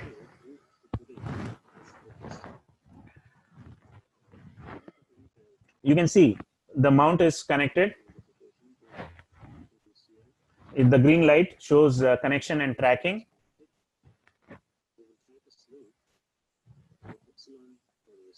I'm just trying to slew, that is move the mount to a star called Epsilon in the constellation of Taurus. You see the picture window there, it has started moving. It's a daytime test. This is how it automatically moves. I have not even opened the lens of the telescope.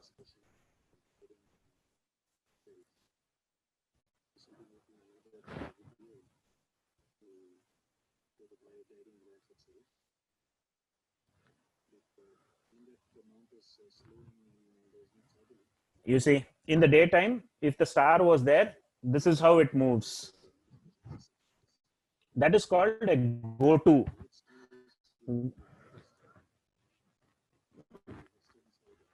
Now I'll be moving the telescope to another star. This was on the eastern side of the meridian, the north-south line. And it is going to the primary star of the constellation of Hydra constellation. Okay. You see how automatically it moves. And if you are able to, be next to the mount, you can hear a whining sound of the motor. It's so beautiful.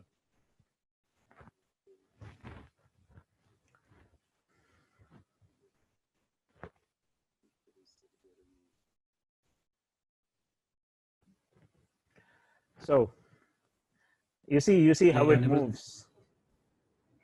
Never seen something like this. Wonderful. So you see, this is why the weights are important. If the weights weren't there, the motor would have burnt out by now. Because the weight balances the whole telescope.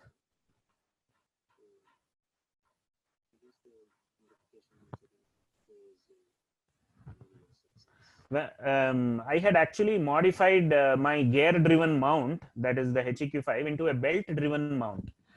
And yeah, so I'll share again, 1 second. 1 second. Yeah. Full screen mode. Let me see. Yeah, so we are back to this. Right.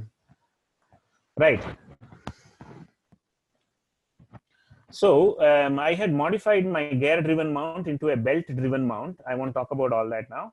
It's anyway almost time. So I was testing it, and I took a video. It's on my YouTube channel. The full video, including how I modified it and everything, is on my YouTube channel. It's called Astro Sathya, ASTROSATHYA. And you can subscribe. I have a few videos. I'm not very regular with making videos, but I tend to keep putting technical videos on this channel, right? So this is basically, in how much ever little time I had, this is basically what I could speak about astrophotography, the equipment you need. I know it's a lot to take in, in a very short period of time. And I think Mithun will now take over, and, he will talk about what's next. Absolutely. I think, I cannot show you the goosebumps that I had, looking at images, and as I was seeing the chat, attendees were just spellbound that this world is probably not known by a lot of photographers. Forget about common man, so we don't even know. We are not gone beyond the regular star trails or the Milky Ways that most of us as photographers do.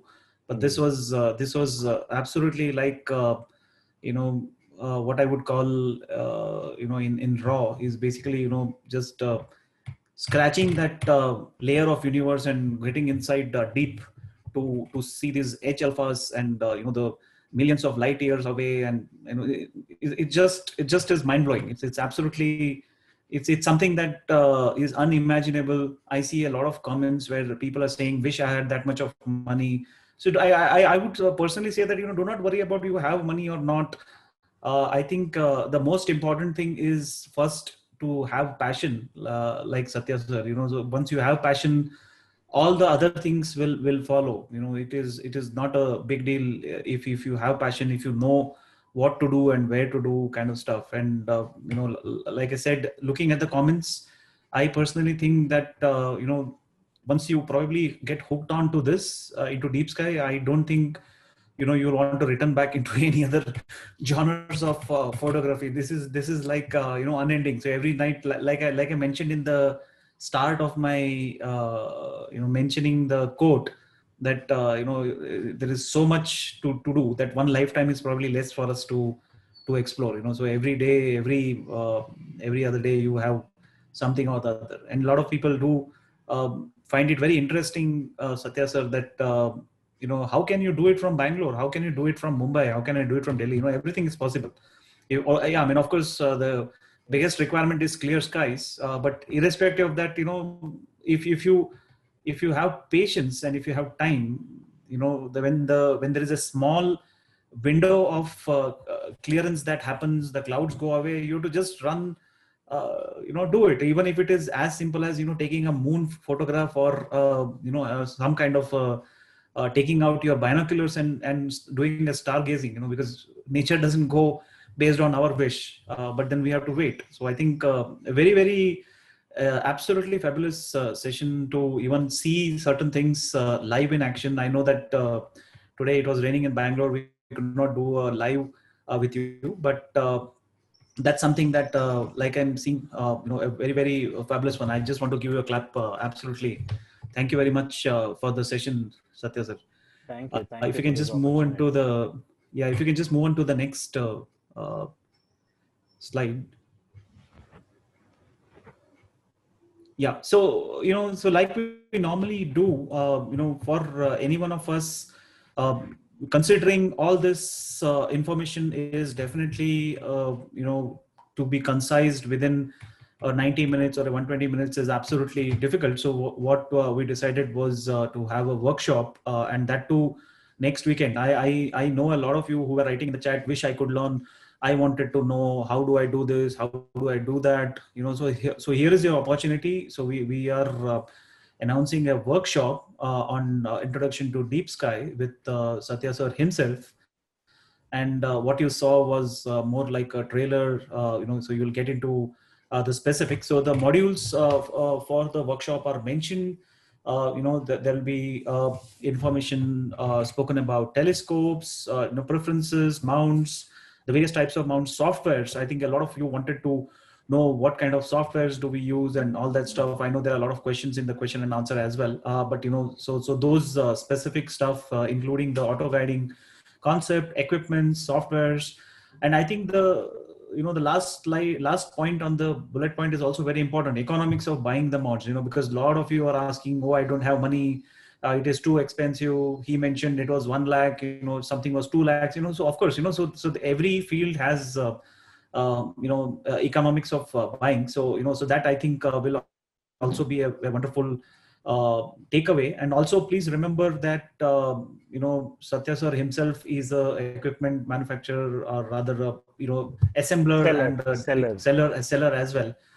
So those information also will be shared. And so you are connecting right with the teacher who can teach, who can sell, who can give you guidance, who can tell you as a consultant what you should and what you should not. So all this part of the workshop. And if you can just move to the next one. So more stuff like the in the workshop on the cameras and CCD cameras, like you mentioned. So all this would be part of the workshop. And this is happening next weekend, which is 17th and 18th. uh, if you can just keep moving. Yeah, so 17th and 18th is the workshop on Deep Sky, which will be our regular online Zoom mode, 10 a.m. to 1 p.m. like we have done in the past. And a lot of you who have joined for our workshops in the past would know, the quality and the way we go through. So 17th and 18th October 2020, which is next weekend, 10 a.m. to 1 p.m. both days. Typically, what we have noticed is that it is never restricted to those 3+3 cumulative 6 hours, but it will definitely run into at least 8 hours, including the question and answer. And and that will be more of an interactive mode. And like Satya sir mentioned, that will be a live demo. And naturally, I'm sure you want to know what are the bonuses, because a lot of you who have attended our past workshops and sessions know that there are of course bonuses when you sign up for the workshop. And there are not one, not two, not three, but this time there are 4 bonuses for joining in for the workshop. First one, 2 ideal beginners setups for astrophotography. It will be by Satya sir explaining the various setups that are required for beginners. So anybody who is new into it, absolutely written down. It will be a PDF document like we normally do.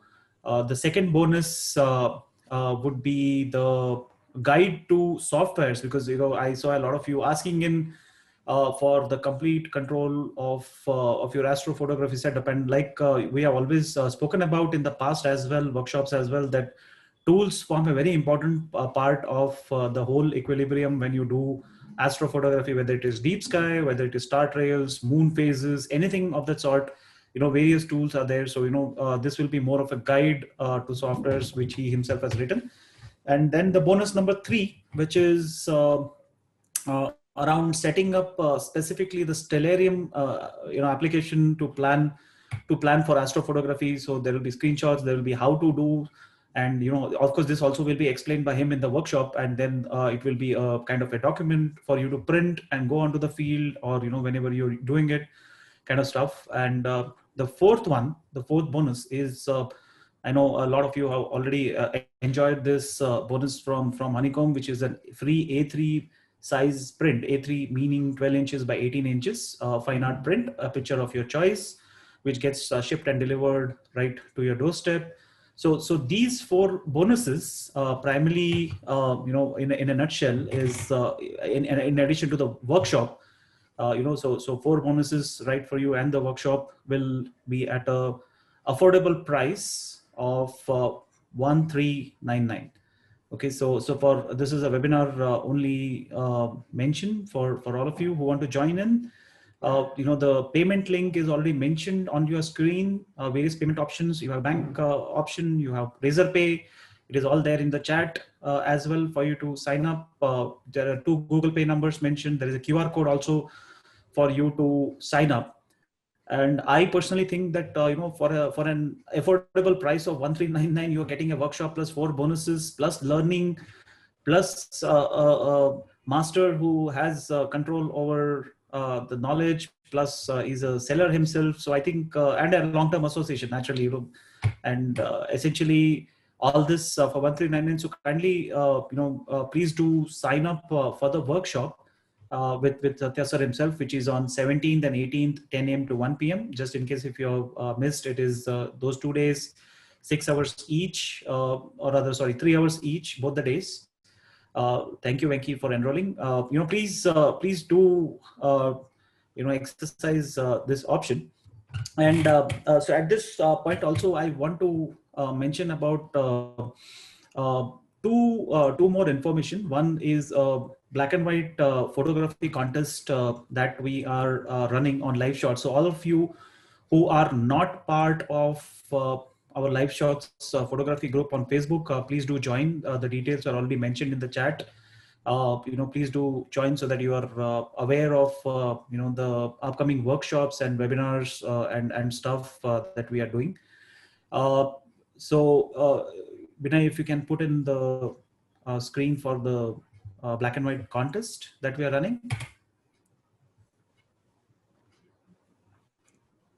So primarily, this contest is called as Back to the Black, basically moving all of us into the black and white era. So you can select a picture of your choice, which is a black and white image, and you can put in your image onto the Live Shot Facebook group.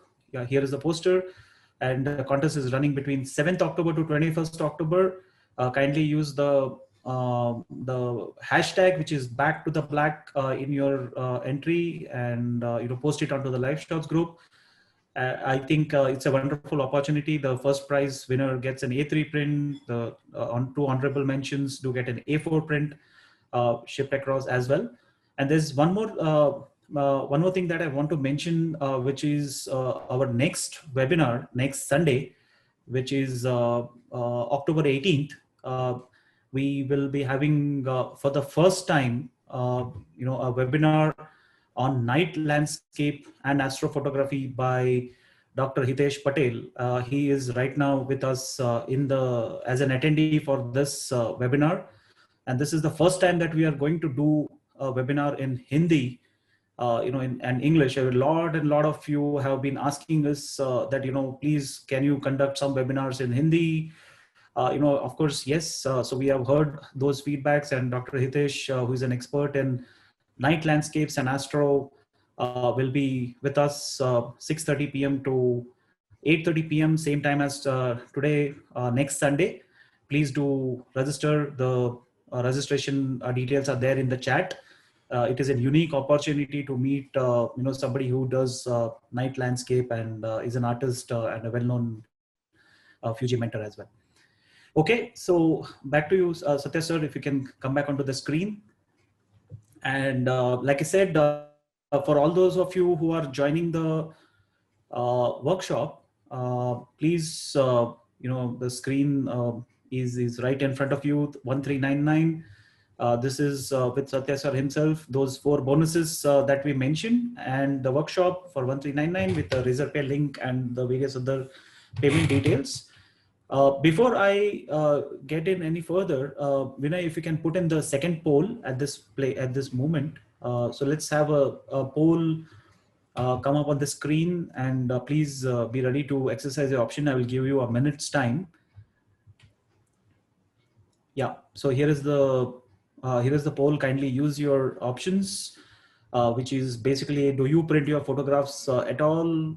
It is perfectly fine if you do not, or I intend to, or I want to know more details. Kindly exercise your options, because my mentor used to always say that the joy of photography is when you print, and I cannot because once I got printing my own photographs, my own travel photographs, I'm very much hooked onto it.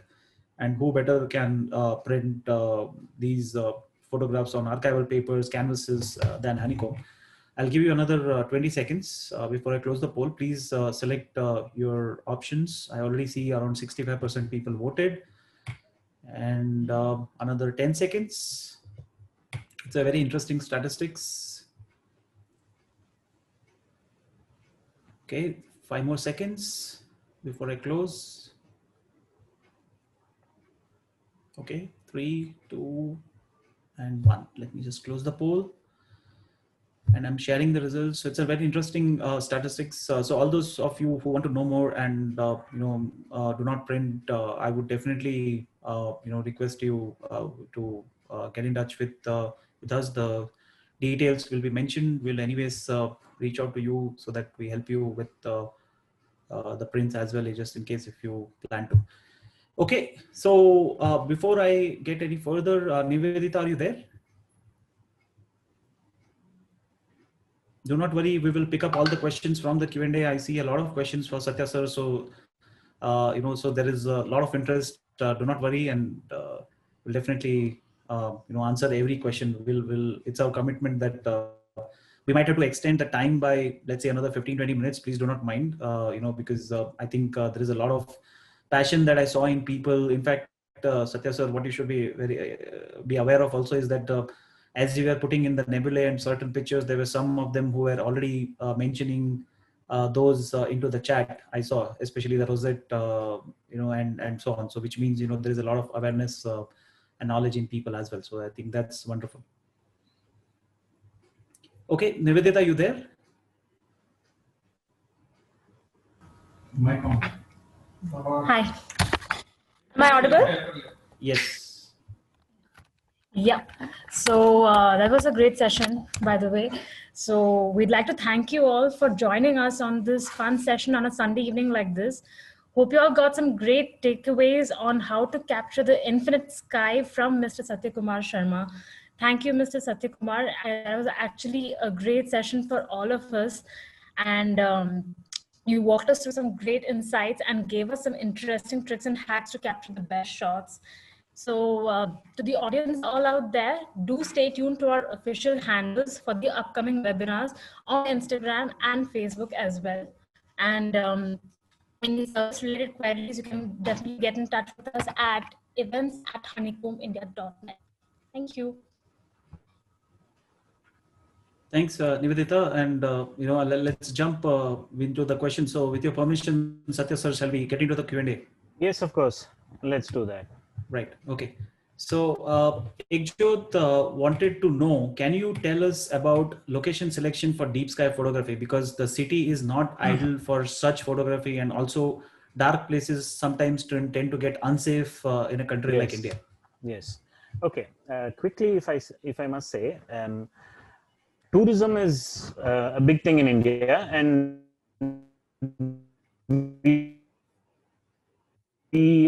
what we can do is we can find some farmhouse or a gated property outside the city, like where I go. It's about 70 kilometers. That's 50 kilometers just after the Ravi Shankar Guruji's ashram in Kanakpura Road.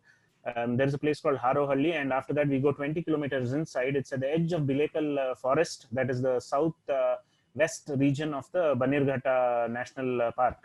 And there is a farmhouse there. It's gated, and it's safe. There are dorms, and there is electricity, food, water, everything available. And of course, right now COVID, so all precautions are taken. And we go there, and the Milky Way is visible to the naked eye, of course, whenever it's clear and the moon is not there. And that sky is what I would call a level 4. We have something called the Bortle scale. A city would be a level 8 or a 9, or sometimes even a 7, depending on the city or a town. This is a level 4. If you go to the Ladakh region, it's a level 1, and that's the best sky you can get.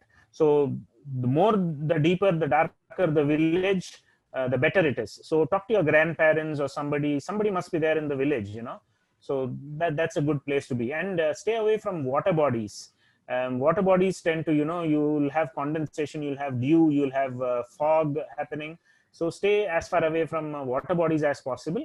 Those are troublemakers. But otherwise, go to a village. Right. I hope I've answered your question. Right. There was a question on can I take a picture of Milky Way with untracked mount? Yes, you can. The very first Milky Way photo I showed you was from an untracked mount. In fact, even before that, the one which had my telescope in the foreground and there were stars in the background. That time it was a season where the core of the Milky Way wasn't visible, but stars are still pinpoint. There is a formula called the 500 rule. So you can Google it. I don't want to explain it too much. But if you use that, you can, let's say with a kit lens at 18 mm, you can get about 20 to 25 seconds of untracked exposures. And you at ISO, let's say 800 or 1000, you should be able to capture the Milky Way really well. Right. So interestingly, you have opened, how do I say, opened eyes of a lot of youngsters who are saying that, I want to pursue astronomy after BTech in my electrical engineering, or I want to do, aerospace like you did. So please recommend, what should I do? I hope their parents allow them to do it. Right. Here's the part. I am actually a BSc holder. I studied physics, chemistry, maths from St. Joseph's College, Bangalore, Double Road. And I wanted to do aerospace engineering. In India, the rule is you cannot do engineering after a science degree. And therefore, I went to the UK.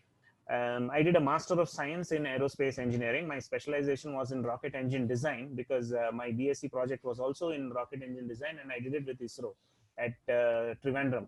That's another story I'll tell you some other day. We actually fired a rocket engine in Trivandrum there in 2009, March. And anyway, so if you want to do astronomy after your BTech, do it in Europe, I would say. Europe is one of the best places, and the education is virtually free, and master degree is free, and you just have to pay for your accommodation and things like that. You can definitely study physics. You do your master's in physics with a specialization in astrophysics. And you don't study astronomy anymore. That was in the olden days, where there used to be a Master of Arts in Astronomy. That was about 50, 60 years ago. MA in astronomy was there. But now it is a Master of Science in Astrophysics. And trust me, what I have shown you is only the glamour part of astronomy. And don't blame me for it, because astrophysics has literally got nothing to do with taking beautiful pictures. Okay, it's all about studying the composition of your celestial body. You have to find out how far it is, how old it is, how did it contribute to the formation of the universe. It's an amazing subject. I mean, if you love physics, then astrophysics is the mother of all sciences, I would say, because there's a lot of mathematics, and there's a lot of science, a lot of biology, chemistry. You can do astrobiology. I mean, one of the best scientists in the world, Dr. Carl Sagan, he's no more. He was an astrobiologist. He was the one who launched these missions which are now past the solar system. They have crossed the solar system and gone, the Voyager spacecraft 1 and 2, and he was an astrobiologist. You have planetary geology, not just geology, planetary geology. I mean, the options out there are amazing. You can work with some of the best and the biggest instruments in the world. You can access even the Hubble Space Telescope if you do astrophysics. Okay, and some of even the Rosette Nebula, which I showed you, is actually the color scheme is based on the data which what they apply to the data taken from the Hubble Space Telescope, something similar. And yeah, we go hand in hand. If you are still in amateur astronomy, don't worry, because a lot of amateur astronomers have contributed a lot to science. We discover comets, we discover asteroids, we discover exoplanets with amateur instruments, not with some huge telescope like the Kavalur Observatory or something like that, but with amateur instruments. People in Australia and Europe and all that, you just need access to good instruments and good skies. You don't have to spend a bomb to do this kind of science. You can actually discover exoplanets and things like that nowadays with the given technology available even to us, to you and me. So yes, so yeah, go to Europe if you want to do pure astrophysics. You'll absolutely enjoy it. And aerospace engineering too, of course. Can I request you to probably enter inside my body so that I get all that knowledge as well? Because I think the passion with which you answered to a student, I think now they're going to go to their parents and say, sponsor my trip, because Sathyakumar Sharma told me that you should go to Europe now. I think very, very valid points. I think you should definitely chase passion, and if that is what it is, the sky is probably the limit. Great. Like I was saying sometime back, for if some of you have missed, hearing, on the workshop details, it is October 17th and 18th, which is the next weekend, Saturday and Sunday, 10 a.m. to 1 p.m. We mentioned about the 4 bonuses that you will also get, in addition to the workshop and the knowledge, all that at 1399. The details are already there onto your screen. Please do join us. We already have a lot of registrants who are joining us for the workshop. Thank you very much for all those who have paid and joining us. For others, definitely you have seen the passion with which Sathyakumar Sharma speaks, and all that information. I think even if a fraction of it I get out of that, I think you will straight away zoom into the space. It's at the end of the day, it's all about practice. It's all about doing stuff. And I normally tell this to all the participants, all the young folks who come in and ask, do I buy this or do I buy that? What about this? What about that? So, you should never hurry into buying into anything. First, most important is learning. And then, maybe if there are options for renting out, or if there is an option for you to go and sit with somebody, learn, practice, and then, think of investing into whatever you want to, so that you make a right decision, and then, look at things. So all those of you who want to join for a workshop, the registrations are still open. There was a question from Captain Subramaniam. Captain Subramaniam, good evening, sir. I know that you have been regular for our webinars as well. He wants to know, can you suggest some basic books for stargazing for a beginner? I know you yourself have a book. If you want to mention. My book is not about stargazing for a beginner. It's called Capturing the Cosmic Light, a handbook of astrophotography. It's all about what I spoke and what I'll speak in the workshop. Plus, it's a step-by-step book. I give all screenshots and how to do what, where, and everything. It's available on Flipkart and Amazon. But what Captain asked was something else. There is a beautiful book. Please don't take me wrong. It's the Dummies series, and one of the best I've come across. Astronomy for Dummies. It's as simple as that. That yellow book, we see everywhere. We have everything for dummies. We also have astronomy for dummies. That doesn't mean that we are all dummies. It's just very well written and compiled. Then there is by Professor Brian Cox, Wonders of the Universe. It's a hardbound book, a huge book, beautiful. that will tell you about our universe and everything. But to study astronomy as such, you'll need star charts. It's more about, it's like asking, how do I learn swimming? What books are there? There are no books for swimming. It'll probably just show diagrams of the strokes that you have to do, but you still have to jump into the water. So I'd say get yourself a pair of binoculars, let's say a 7x50 or a 10x50 binoculars, and buy a star chart.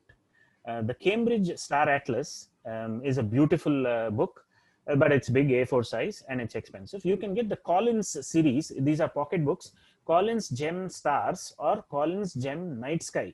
These two are same books, but different editions. They are about 700 bucks or 500 bucks or something.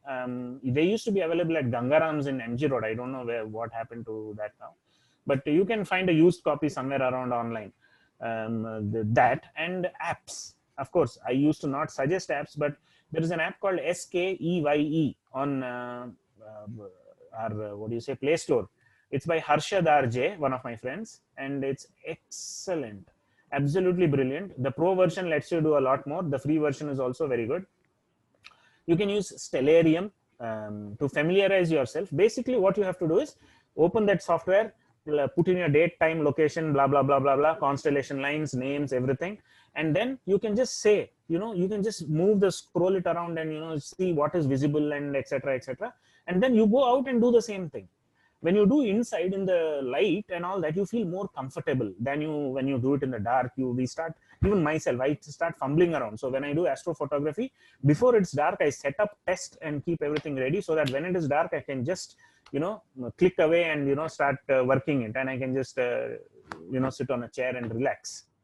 And that is more important. Do it, practice during the day. 99% of astronomy you can practice during the day, and that remaining 1% you can go to a village or your terrace or something, and you can do it. So the books are Collins Gem Night Sky, the Collins Gem Stars, Cambridge Star Atlas, or the Norton Star Atlas, then or Astronomy for Dummies, Wonders of the Universe by Professor Brian Cox. Beautiful books. There are several others. These are just on the tip of my tongue. Right. So what I would request is, for those who are interested and could not catch the name, please do drop us an email, and we'll definitely get back to you with the names and Satya sir's book link as well. So do definitely get in touch with us. I saw a question from just 1 minute.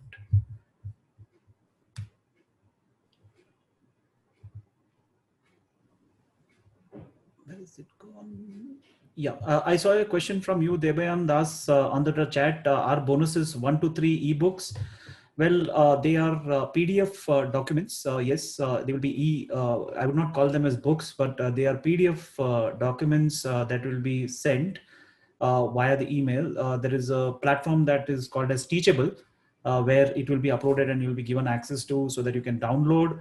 The recording of the workshop when you join will also be made available on the same Teachable platform, and that will be available for a year, so that in case if you have missed anything, you want to go and revisit, you definitely get hang of it. So do not worry. I would not call it as ebook, but they are the PDF documents. And the fourth one is, of course, the fine art print, like I mentioned.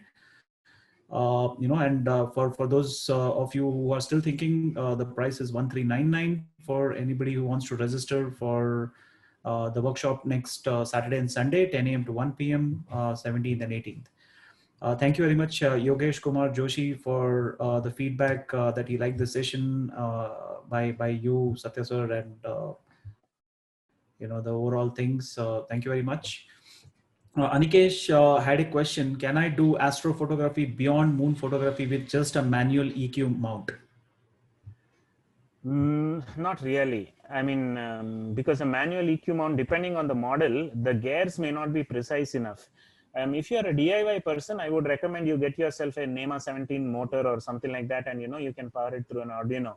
Several freewares are available online on GitHub and SourceForge, where you can then make your mount a motorized mount.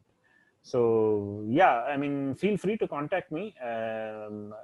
I can give you more information later.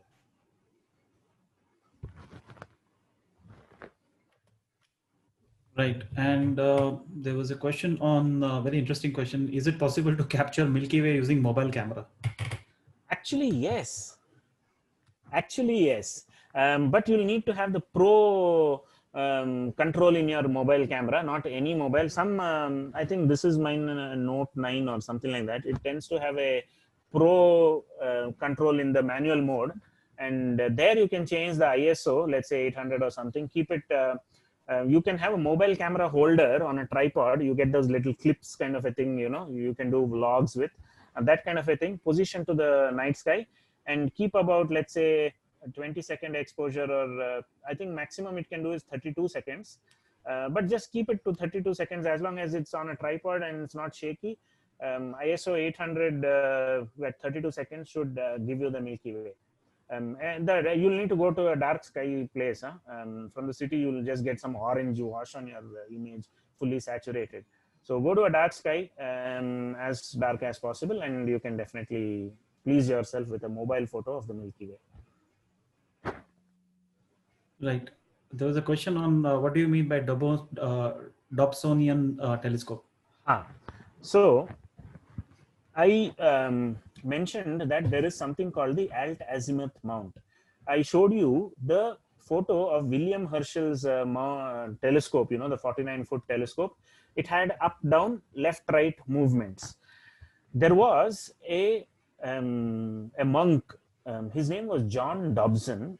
He's no more. He passed away a couple of years ago at a very ripe age of 95 or 98. To bring astronomy to the common man, what he did was he just built a stand out of plywood. It would have a brace, a support to hold the telescope in place. It had vertical movement and horizontal movement made out of plywood. You see how cheap it can get. And that's it. It gave you smooth motions. And because John Dobson invented that type of mount, it's called the Dobsonian mount. You typically put a Newtonian reflector telescope on a Dobsonian mount. And commonly, the whole combination is called a Dobsonian telescope. You can Google for the word Dobsonian telescope, and this is what you'll see. Right. There's a lot of questions on good observatories which are open to public in India. If you have a list, or if you can tell us. Okay. As far as I know, near Bangalore, about 156 kilometers away, is the Kavalur Observatory Complex. It has several telescopes. It used to house Asia's biggest telescope. It had a mirror of, it's again a Rishi Krishan, I must tell you, 2.36 through 2.34 meter diameter. That's about over 6 feet. The mirror itself is over 6 feet. And I have a mirror which is only 6 inches. So the kind of thing, that 250-ton telescope that I mentioned and I showed the photo, right? That's open. That was open before COVID, Saturdays post 2 p.m. I think 2 to 5 p.m. or 2 to 7 p.m. or something. It used to have open weekends only on Saturdays, and 156 kilometers. You can just drive down and, you know, you can have a look and come back. The Asia's biggest telescope now is in Nainital. It has a 3.6 meter diameter mirror and co-sponsored by Belgium or something like that. Inaugurated about last year, I suppose. It's Aryabhatta Research Institute of Observational Sciences. I don't know if it's got open days or anything. Probably you can, you know, request somebody. I'm sure nobody will say no, and try to visit. Make groups and go, and, you know, it would be nice. So that, and the Hanle Observatory, you'll need specific written permission from the Indian Institute of Astrophysics. That has a 2 meter diameter mirror, and it's at 15,000 feet above sea level. So you'll need acclimatization of at least 48 hours before you go to Hanle. You'll have to take rest at Leh or some place like that. So it's possible. You can visit all these places with prior permission, and, you know, nobody says no to this. Right. There was a question on which was the first deep space object that you captured? The first deep space object that I captured was the Whirlpool Galaxy. This was in the UK, and I had just got my 8-inch Schmidt-Cassegrain telescope. My Canon 550D camera was there, unmodified, of course. And I captured it. It was just a few seconds or few minutes exposure, but it still showed the structure of the galaxy and all that. Now I'm talking about 2010, if I'm not mistaken, 2010 or 2011 Augustish. That's when I captured it first. I also captured the Orion Nebula, and I did not know this kind of light pollution and all that. So my first image was really frustrating, and it was an experience. Everything is an experience. When you start off into astrophotography, your instinct will tell you, oh fine, I've got one clear night, let me capture 10 different objects. No.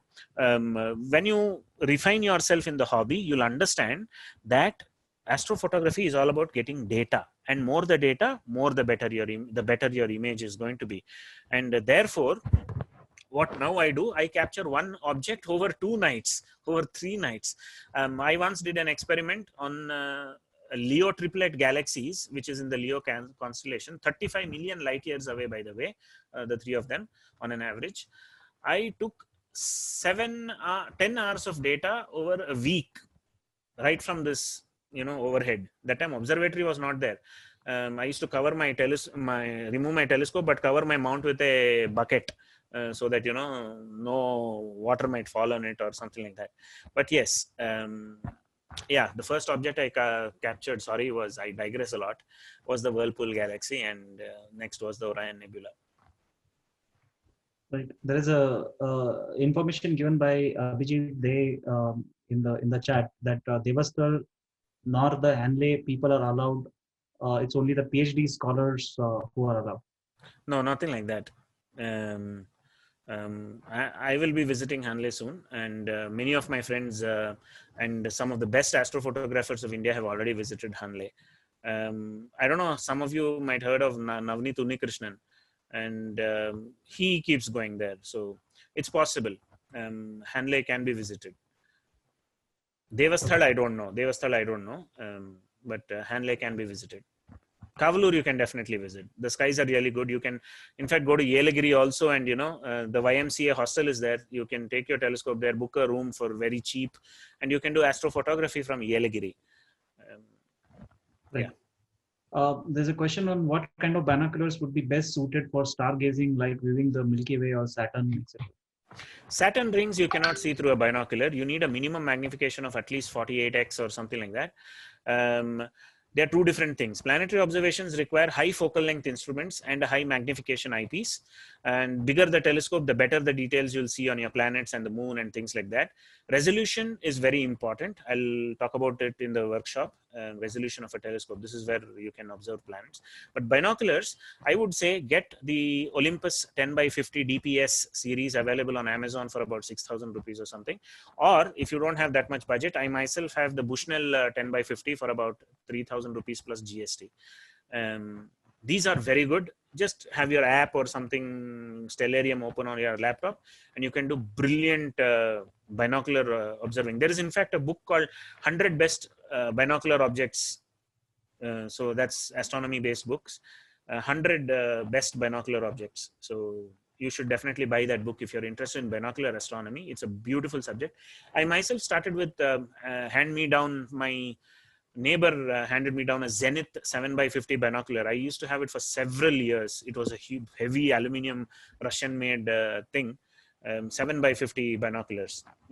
So yeah, 10x50 Olympus DPS series. You can start off with that, or the Bushnell 10x50, which I have for sale. Yeah, but what is interesting with these binoculars are, when it comes to moon and bigger objects, it's not a problem. But when it comes to Jupiter, Saturn, which are very, yes, very tiny, holding it in the hands with a steady hands is very, very difficult. Very difficult, and there is a go around for that. You can get binocular tripod adapters. It's called an L adapter for 300 rupees. You can put that on a photo tripod for low angles, or you get something called a binocular parallelogram mount. It's a nice mounting system for binoculars. It will cost you probably 3 times as much as the binocular, but the best part is it doesn't matter what's the height of the person. If you point the binocular at a particular angle, and even if you reduce its height of the mount, it will still remain pointed at that object. For a child or an adult, if you're an adult, you look at moon or let's say the Milky Way region or whatever through it, and your child wants to look at it, just pull the mount down. The binocular will still stay pointed at the same point in the sky. It's called a parallelogram binocular mount. Right. Okay. That's interesting. Manjeet has a very interesting question. I know Manjeet is our regular in most of the workshops, and I think Manjeet, you are joining our workshop as well next weekend. But his question is, I think probably it can be elaborately discussed in the workshop next weekend, but I still want to take it. Can someone switch career in late 30s to astrophysicist, to become an astrophysicist? Sorry, late 30s to become an astrophysicist? Yes. Oh, you can. No, you can just do your master's in physics and then astrophysics. I mean, I don't know about India, but abroad there is no age for learning. Huh? My classmate in aerospace engineering, when I was doing aerostructures, he was 50 plus. I mean, there is no age to learning. I read last year a retired judge who was 95 years old in Assam. I think he was from the Guwahati High Court or something like that. He signed up for a master degree course in some subject. I don't think 30 plus or 40 plus or 50 plus matters for you to follow your passion. You can just do whatever you want. Right. And Venki, I know that you are joining with us for the workshop next weekend, so we'll probably take your question there. He wants to know a roadmap because he's into wildlife and other areas. Now he wants to expand into astro. So Okay. Venki will definitely have Satya sir answer your question live there, so that you get a better feel of it, and others can also probably hear it out. Puneet wanted to ask, I wanted to start with deep sky photography. Which telescope would you suggest best in terms of portability and something which I can use for wildlife photography as well? I don't know. You cannot do wildlife photography with a telescope unless your subject is stationary. Unless your lion or your tiger is just staying still and staring at you for a while, you cannot do, because focusing, that is getting the crisp image on your sensor, on your DSLR, requires manual turning of a knob on the telescope. And by then your object might have moved, shook its head, or done something, and again you'll have to redo the whole process. So if we will have to, unfortunately, it will be that you'll have two different things for astrophotography as well as wildlife photography. But having said that, you can still use, let's say, a 150-600 lens for astrophotography at 300 or 400 mm. If you put it at f5, it will work brilliant. And all you need is a tracking mount after that. There are several mounts available. I'd say, because it's a complete different subject, my recommendation is you can ping me privately, and I can give you a customized solution for it. Right. Can we take pictures of fast moving objects like ISS through telescopes? Oh, definitely. Oh, definitely. There are several amateur astronomers who specialize in photographing the ISS and all that. Of course, what it means is you'll ideally to capture all the solar panels and, let's say, the Dragon spacecraft which is attached to it, or earlier it used to be the space shuttle, or the Soyuz or something attached to the ISS. The bigger the telescope, the better the resolution, and therefore more the detail you can capture.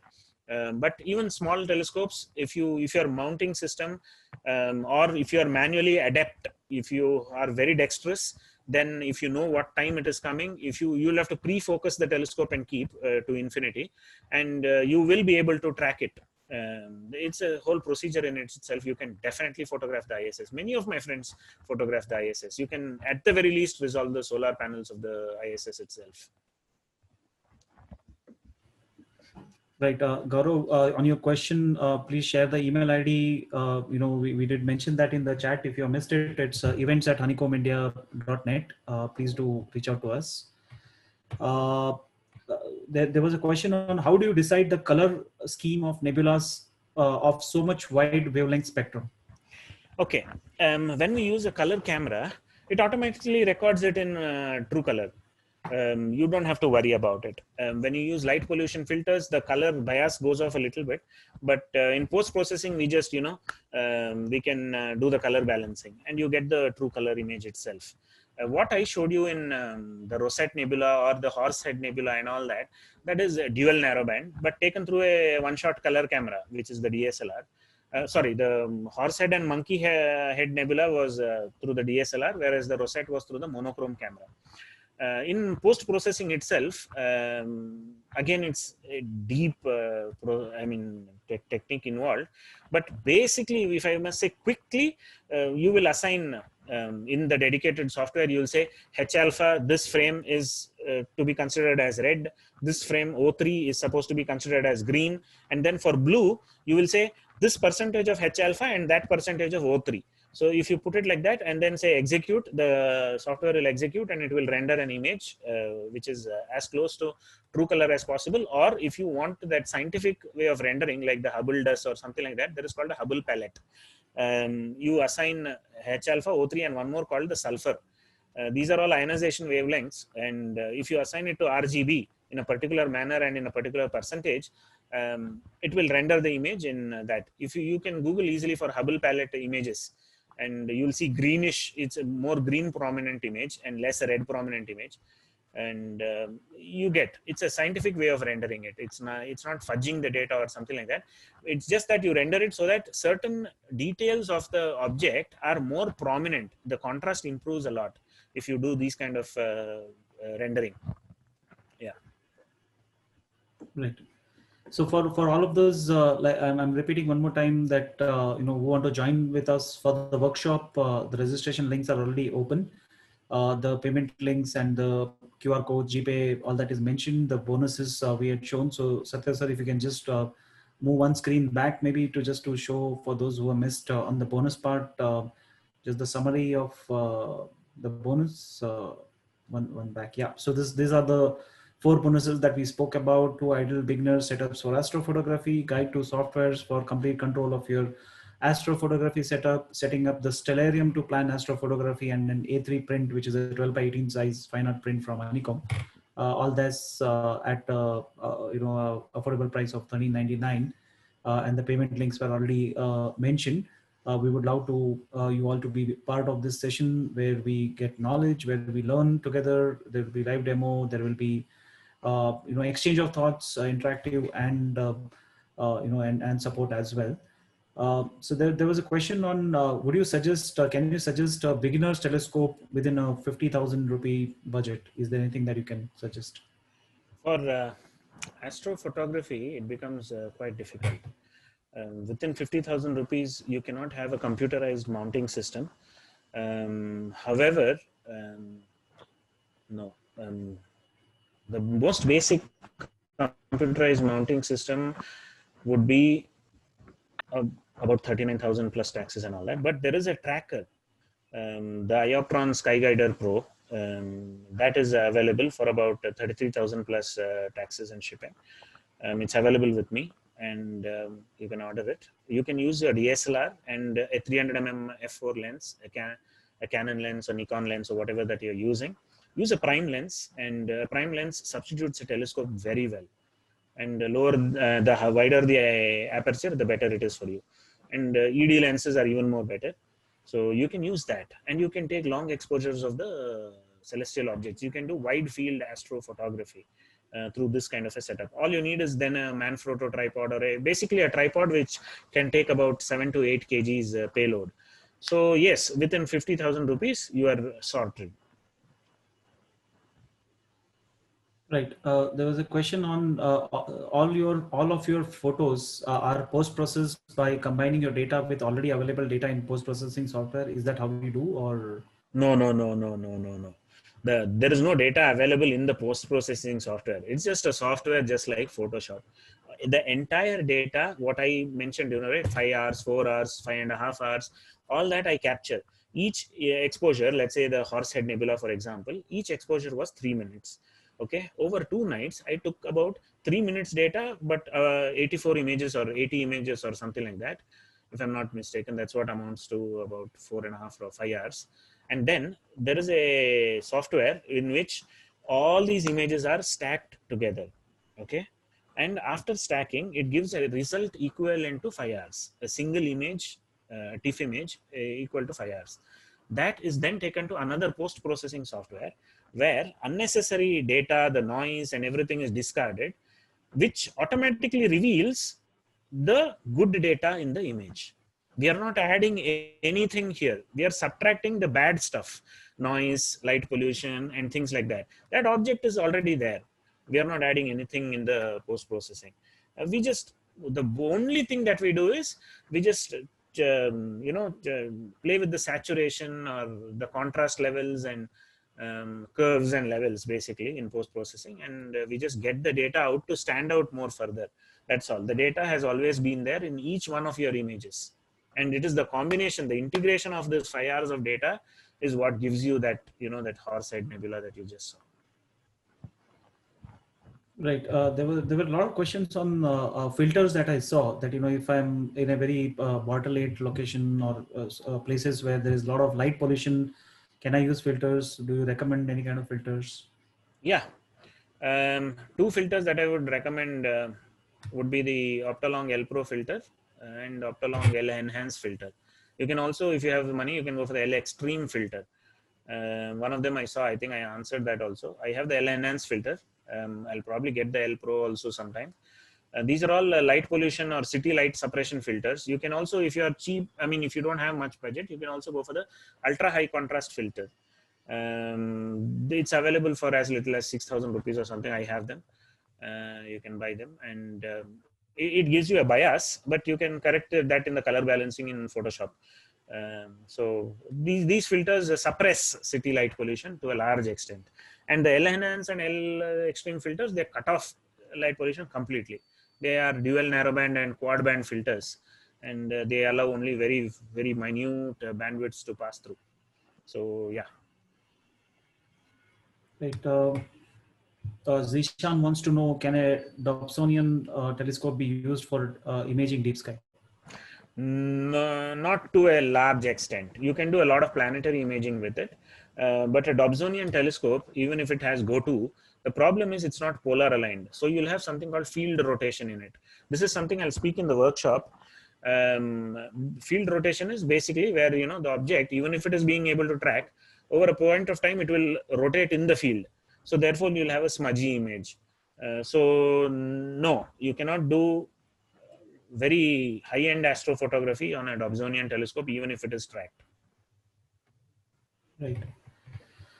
I know that a lot of you did ask about can I get a location near my city, if it's Calcutta, Bombay, Delhi. So it all depends on you. So please use softwares, the tools that were mentioned, so that the water location, the dark spots where you can go and do. It is very difficult to. You can. I'll mention a website here. It's called lightpollutionmap.info. Okay. So if you go to that website and type in your city or your coordinates, you'll see the most light polluted as white or red, and you'll see the least light polluted as green or gray or black. So you can just choose your location accordingly. Right. There was a question from Devyan on why do we need hours of data? Is it to capture at different exposures and then composite them, or what is the purpose? The exposure is the same. I spoke about signal to noise ratio, right? A single image of the Horsehead Nebula, I don't have it on hand, but that makes it very dim looking and hardly any impressive. So what you do is you add the data, signal to noise ratio, you improve, and therefore you get a better image. The exposure time is the same for most objects. If you're imaging something else, if I must say, some high dynamic range objects are there, like the Orion Nebula, Andromeda Galaxy, all these are high dynamic range objects. That is, the core of the object will be bright, the outer regions will be dim. So you end up taking a set of exposures. Let's say if you have 5 hours of exposures, you'll probably take about a few minutes for the core, and you'll concentrate most of your exposures for the outer regions. So, and then you combine them in post-processing software to produce a single image.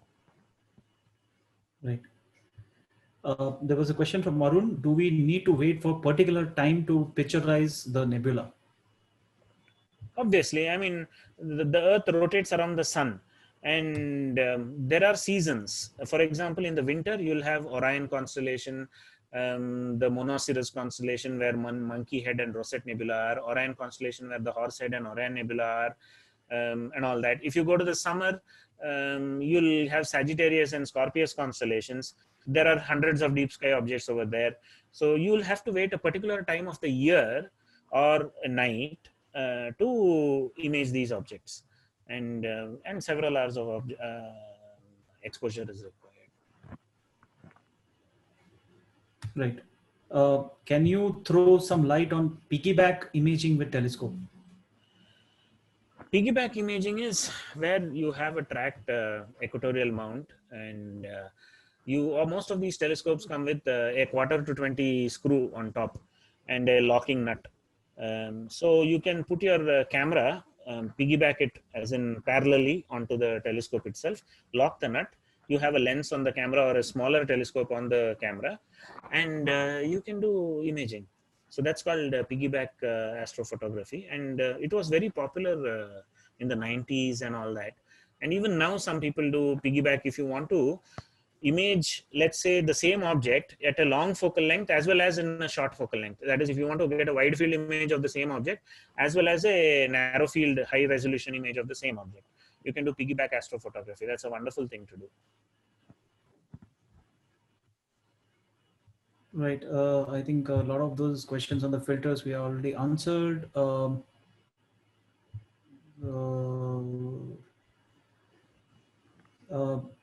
Yeah, so I think Yogesh, your question is valid, but I think it's a generic answer that do we need patience while doing photography or astrophotography? Absolutely, yes. Any kind of any genres of photography that you want to practice without patience, you cannot get results. Of course, there are certain genres of photography where you can switch on between scenes because the subjects are stationary, like landscape and all that. But then if you're capturing certain movements, yeah, especially life, wildlife or nature or astro, of course, there needs a lot of patience and lot of knowledge and lot of information before you do it. So there are a lot of research that is definitely required. But I think it's in it's across every field of photography, as well as any kind of technology or anything that you do. So that would be what I would recommend to you. I think in the interest of time, Satya sir, I will just pick up on the last 5 questions. And for all those questions, there are some of them probably, if we are not answered, do not worry. We will get you, those answers offline. You can always reach out to us on events@honeycombemedia.net, and we'll definitely pick up those questions. Again, I would like to mention that please, for those of you who are, who are planning to join for the workshop, the details are already mentioned onto the screen. Please do join with us for the workshop, which is 17th and 18th next weekend, 10 a.m. to 1 p.m. both the days. It will definitely help learn as well as get connected. And we have a standard structured way of joining things for the webinars, and a lot of you who have registered would already know about this. So the payment details are already mentioned, and some of you, we understand that you might want to take some more time to think about and come back. Do not worry, the links will be open. So you can always reach out to us and use the same payment link. You can take a screenshot if you want of the payment page that is in front of you, and then make the payment offline after the webinar. Do not worry, will definitely help. The receipt for the payments will all reach out to you via email. For those who are registered for the workshops, the Zoom links will be sent a couple of days before the program starts. So by Thursday or Friday, you will definitely get it. We will have a dedicated WhatsApp group for communication and all that. So all that standard things that we do, we'll all reach out to you. And if you need some more time, please do take time. Do forward it to your friends. So in case if they have missed this session, if they want to join for the workshop, like we said, this is currently broadcast live on to YouTube and the Facebook channels of Honeycomb Creative Support. So you can always go back and revisit in case if you have missed, if you had to leave in between, or if you joined late. Okay, so like I said, Satya sir, last 5 questions. Let me pick up. So there was a question on Celestron Nexstar 127 is a good telescope for deep sky astrophotography. Can I use it on my full frame Canon 1DX Mark III? No, The reason is, again, just like how I answered the Dobsonian question, right? The same answer applies here. The Nexstar mount is a altazimuth mount, and it's a single arm fork. It's only got that thing on the one. So it's a single arm mount, not even a fork. And 1:7 is a 5-inch Schmidt-Cassegrain, if I'm not mistaken. So basically, what happens is your full frame camera will have severe vignetting. One thing, other than the field rotation. Even if your Nexstar SE mount is able to polar align, I think you can polar align it roughly, not accurately. You still can't. It's not meant to take that kind of a load. The payload limit that I mentioned, right? You cannot do long exposure astrophotography with it. But if you're happy with 15-second, 20-second exposures of the Orion Nebula and all that, then yeah, please go ahead. But you'll have vignetting, severe vignetting with that thing. Because the full frame, and then you'll have one dark circle in the mirror, this one at the corner. Most of the sensor won't be covered in the image. And yeah, even with the crop sensor, you'll have severe vignetting with that telescope. And yeah, you can do basic astrophotography with it, nothing serious. Right. There's a question on CCD camera, DSLR, or mirrorless camera. Which one would be the best for astro? Dedicated CMOS astro cameras nowadays are pocket friendly, and I would say that they are cooled, and they have 4/3 sensor. You have APS-C crop sensors size available, and they are cooled. So I'd say about, if you spend about $1,000, you can get a decent camera. So CCD, of course, if you're really passionate, please go for a CCD. They are very nice. Right. Romel, I know that you had asked a question for at the end of session for a recommended beginner, amateur, pro level equipments with associated costs. So don't worry, please reach out to us. We'll get you the details for Sathya sir's contacts and his website from where you'll get all the details, because it's virtually not possible for us to list down all that because it's a huge list. I hope you understand. So do not worry. Reach out to us at events@honeycomb.india.net, and we'll get you connected. Don't worry. Is astrophotography possible with a go-to Dobsonian and DSLR, or needs an image? You already answered that question. Right, I know. Yeah. How do we know different names of nebulas? Are there any online resources? Yeah, there are plenty of resources. As I said, Astronomy for Dummies, that book, or a star chart like the Cambridge Star Atlas or the Collins Gem. All these things list out the common names. You can even Google for the book 100 Best Objects for Astrophotography. They all come with the technical name, number, as well as the common name. So you can do that. Right. There was a question on, where did it go? Just 1 minute, sorry. Yeah, does the megapixel, does it matter so much for astrophotography? I hold a Nikon 46 megapixel camera. That, yeah. Right. It doesn't matter. This I'll be talking in the workshop in detail, but there is something called image scale as well as resolution of your camera telescope combination. And that is why. One little thing I'll give away is the pixel size matters. Larger the pixels, the better your sensitivity of your sensor. And you can have a nice long focal length telescope if you have large pixels. Otherwise, if you have a short focal length telescope, you'll have to have smaller pixels. Image scale is what matters, and not the megapixel of your this one. Image scale is the amount of sky covered per pixel of your camera sensor. Right. There was a question on what measures do we need to take to minimize the equipment shake when it's too windy? Well, we amateur astronomers are all DIY people most of the time. We go behind a wall, or we park our equipment behind a car. You tend to see, which side is windy or something like that. I don't do anything. I just have my observatory in the way, and there's a big building next door. If I'm in the field, there is nothing I can do about it. If you're on a terrace, well, some people, what they tend to do is they tend to stick, clamp PVC pipes to the terrace wall, and then they, cover it with some tarpaul or cloth or something like that. So make it into a sort of an observatory kind of a thing. to keep wind away. But most of the time, if the physical footprint of your telescope is big, you can't help it unless you have a professional observatory. You just can't help it. It just gets windy, and one frame you lose, because if it's too windy, it'll shake and one frame is gone. The stars will all become squiggly, even if it is tracking. So you can't help it. You just have to find some DIY method to go around the problem.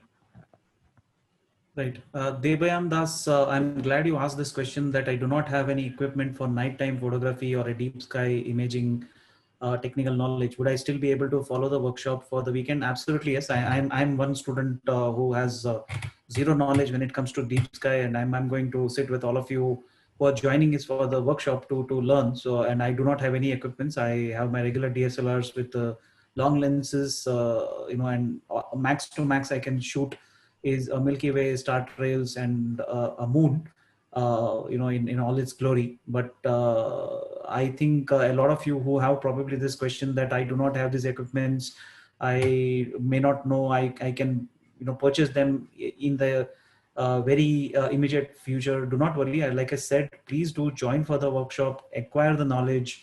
The recording of the session will be there of the workshop for 1 full year. So just in case after some time you get some funds, you decide to get into it, you can still follow. The bonuses will still be there with you for your lifetime to download. So I think all in all, it would be a great deal. If even if you do not have anything, like I don't have, and I think that would. So Devan Das, please do sign up for the workshop. Do not worry. I'm like you. No, absolutely, do not worry. Okay, I think I will pick up last two, which is, do we get the clip filters in India, which can be clipped in Canon?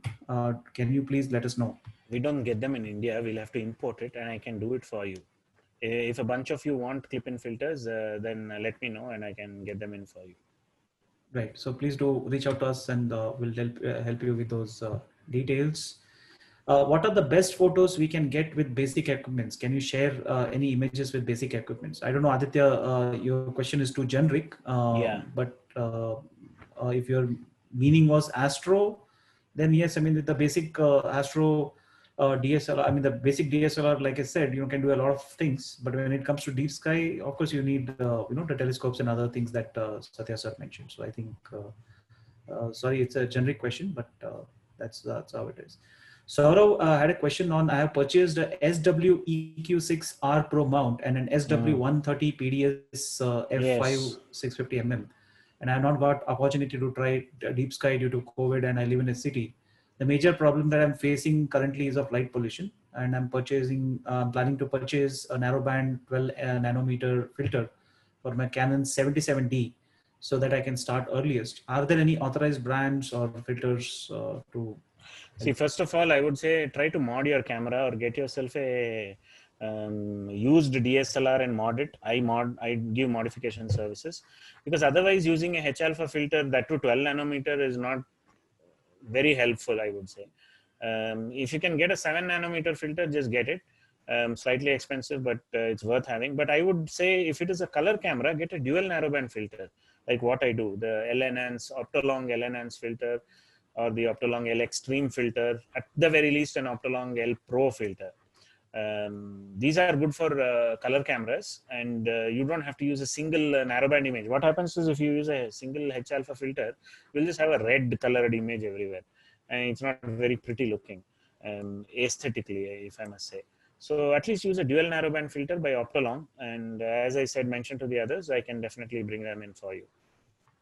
Right, absolutely. I think we have covered all the questions that were there here, and if there is anything missing, definitely we'll please do get in touch with us. We'll definitely would love to respond. Please do join for the workshop. The details are already there. In case if you need more time, please do take your time and do register. All the details will be sent across to you.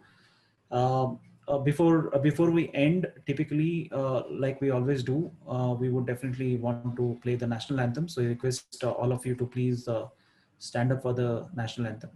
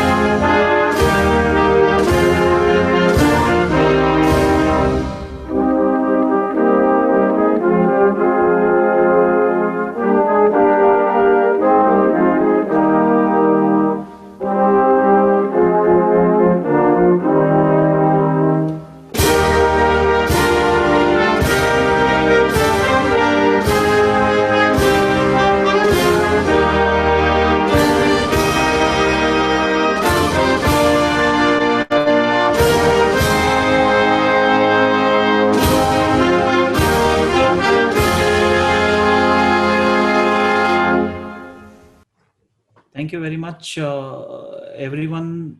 Thank you, Satya sir, for your insightful session. I know that we overshot the time, but I think it's definitely worth it, considering the fact that there was so much of passion and so many people who wanted to know. And for all those of you who are joining us for the workshop, we will see you next weekend.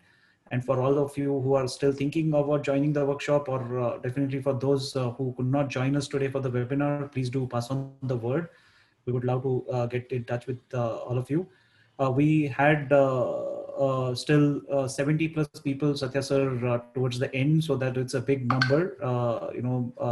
Considering the fact that tomorrow is a Monday, a lot of working day for a lot of you. And if you're still stuck around, that shows the passion. Thank you very much, ladies and gentlemen. Thank you, Satya sir, and thank you, Honeycomb team, for all the beautiful session. Thank you, and Thank have you a so nice day. much. Stay safe. Take care. Bye-bye. Bye-bye.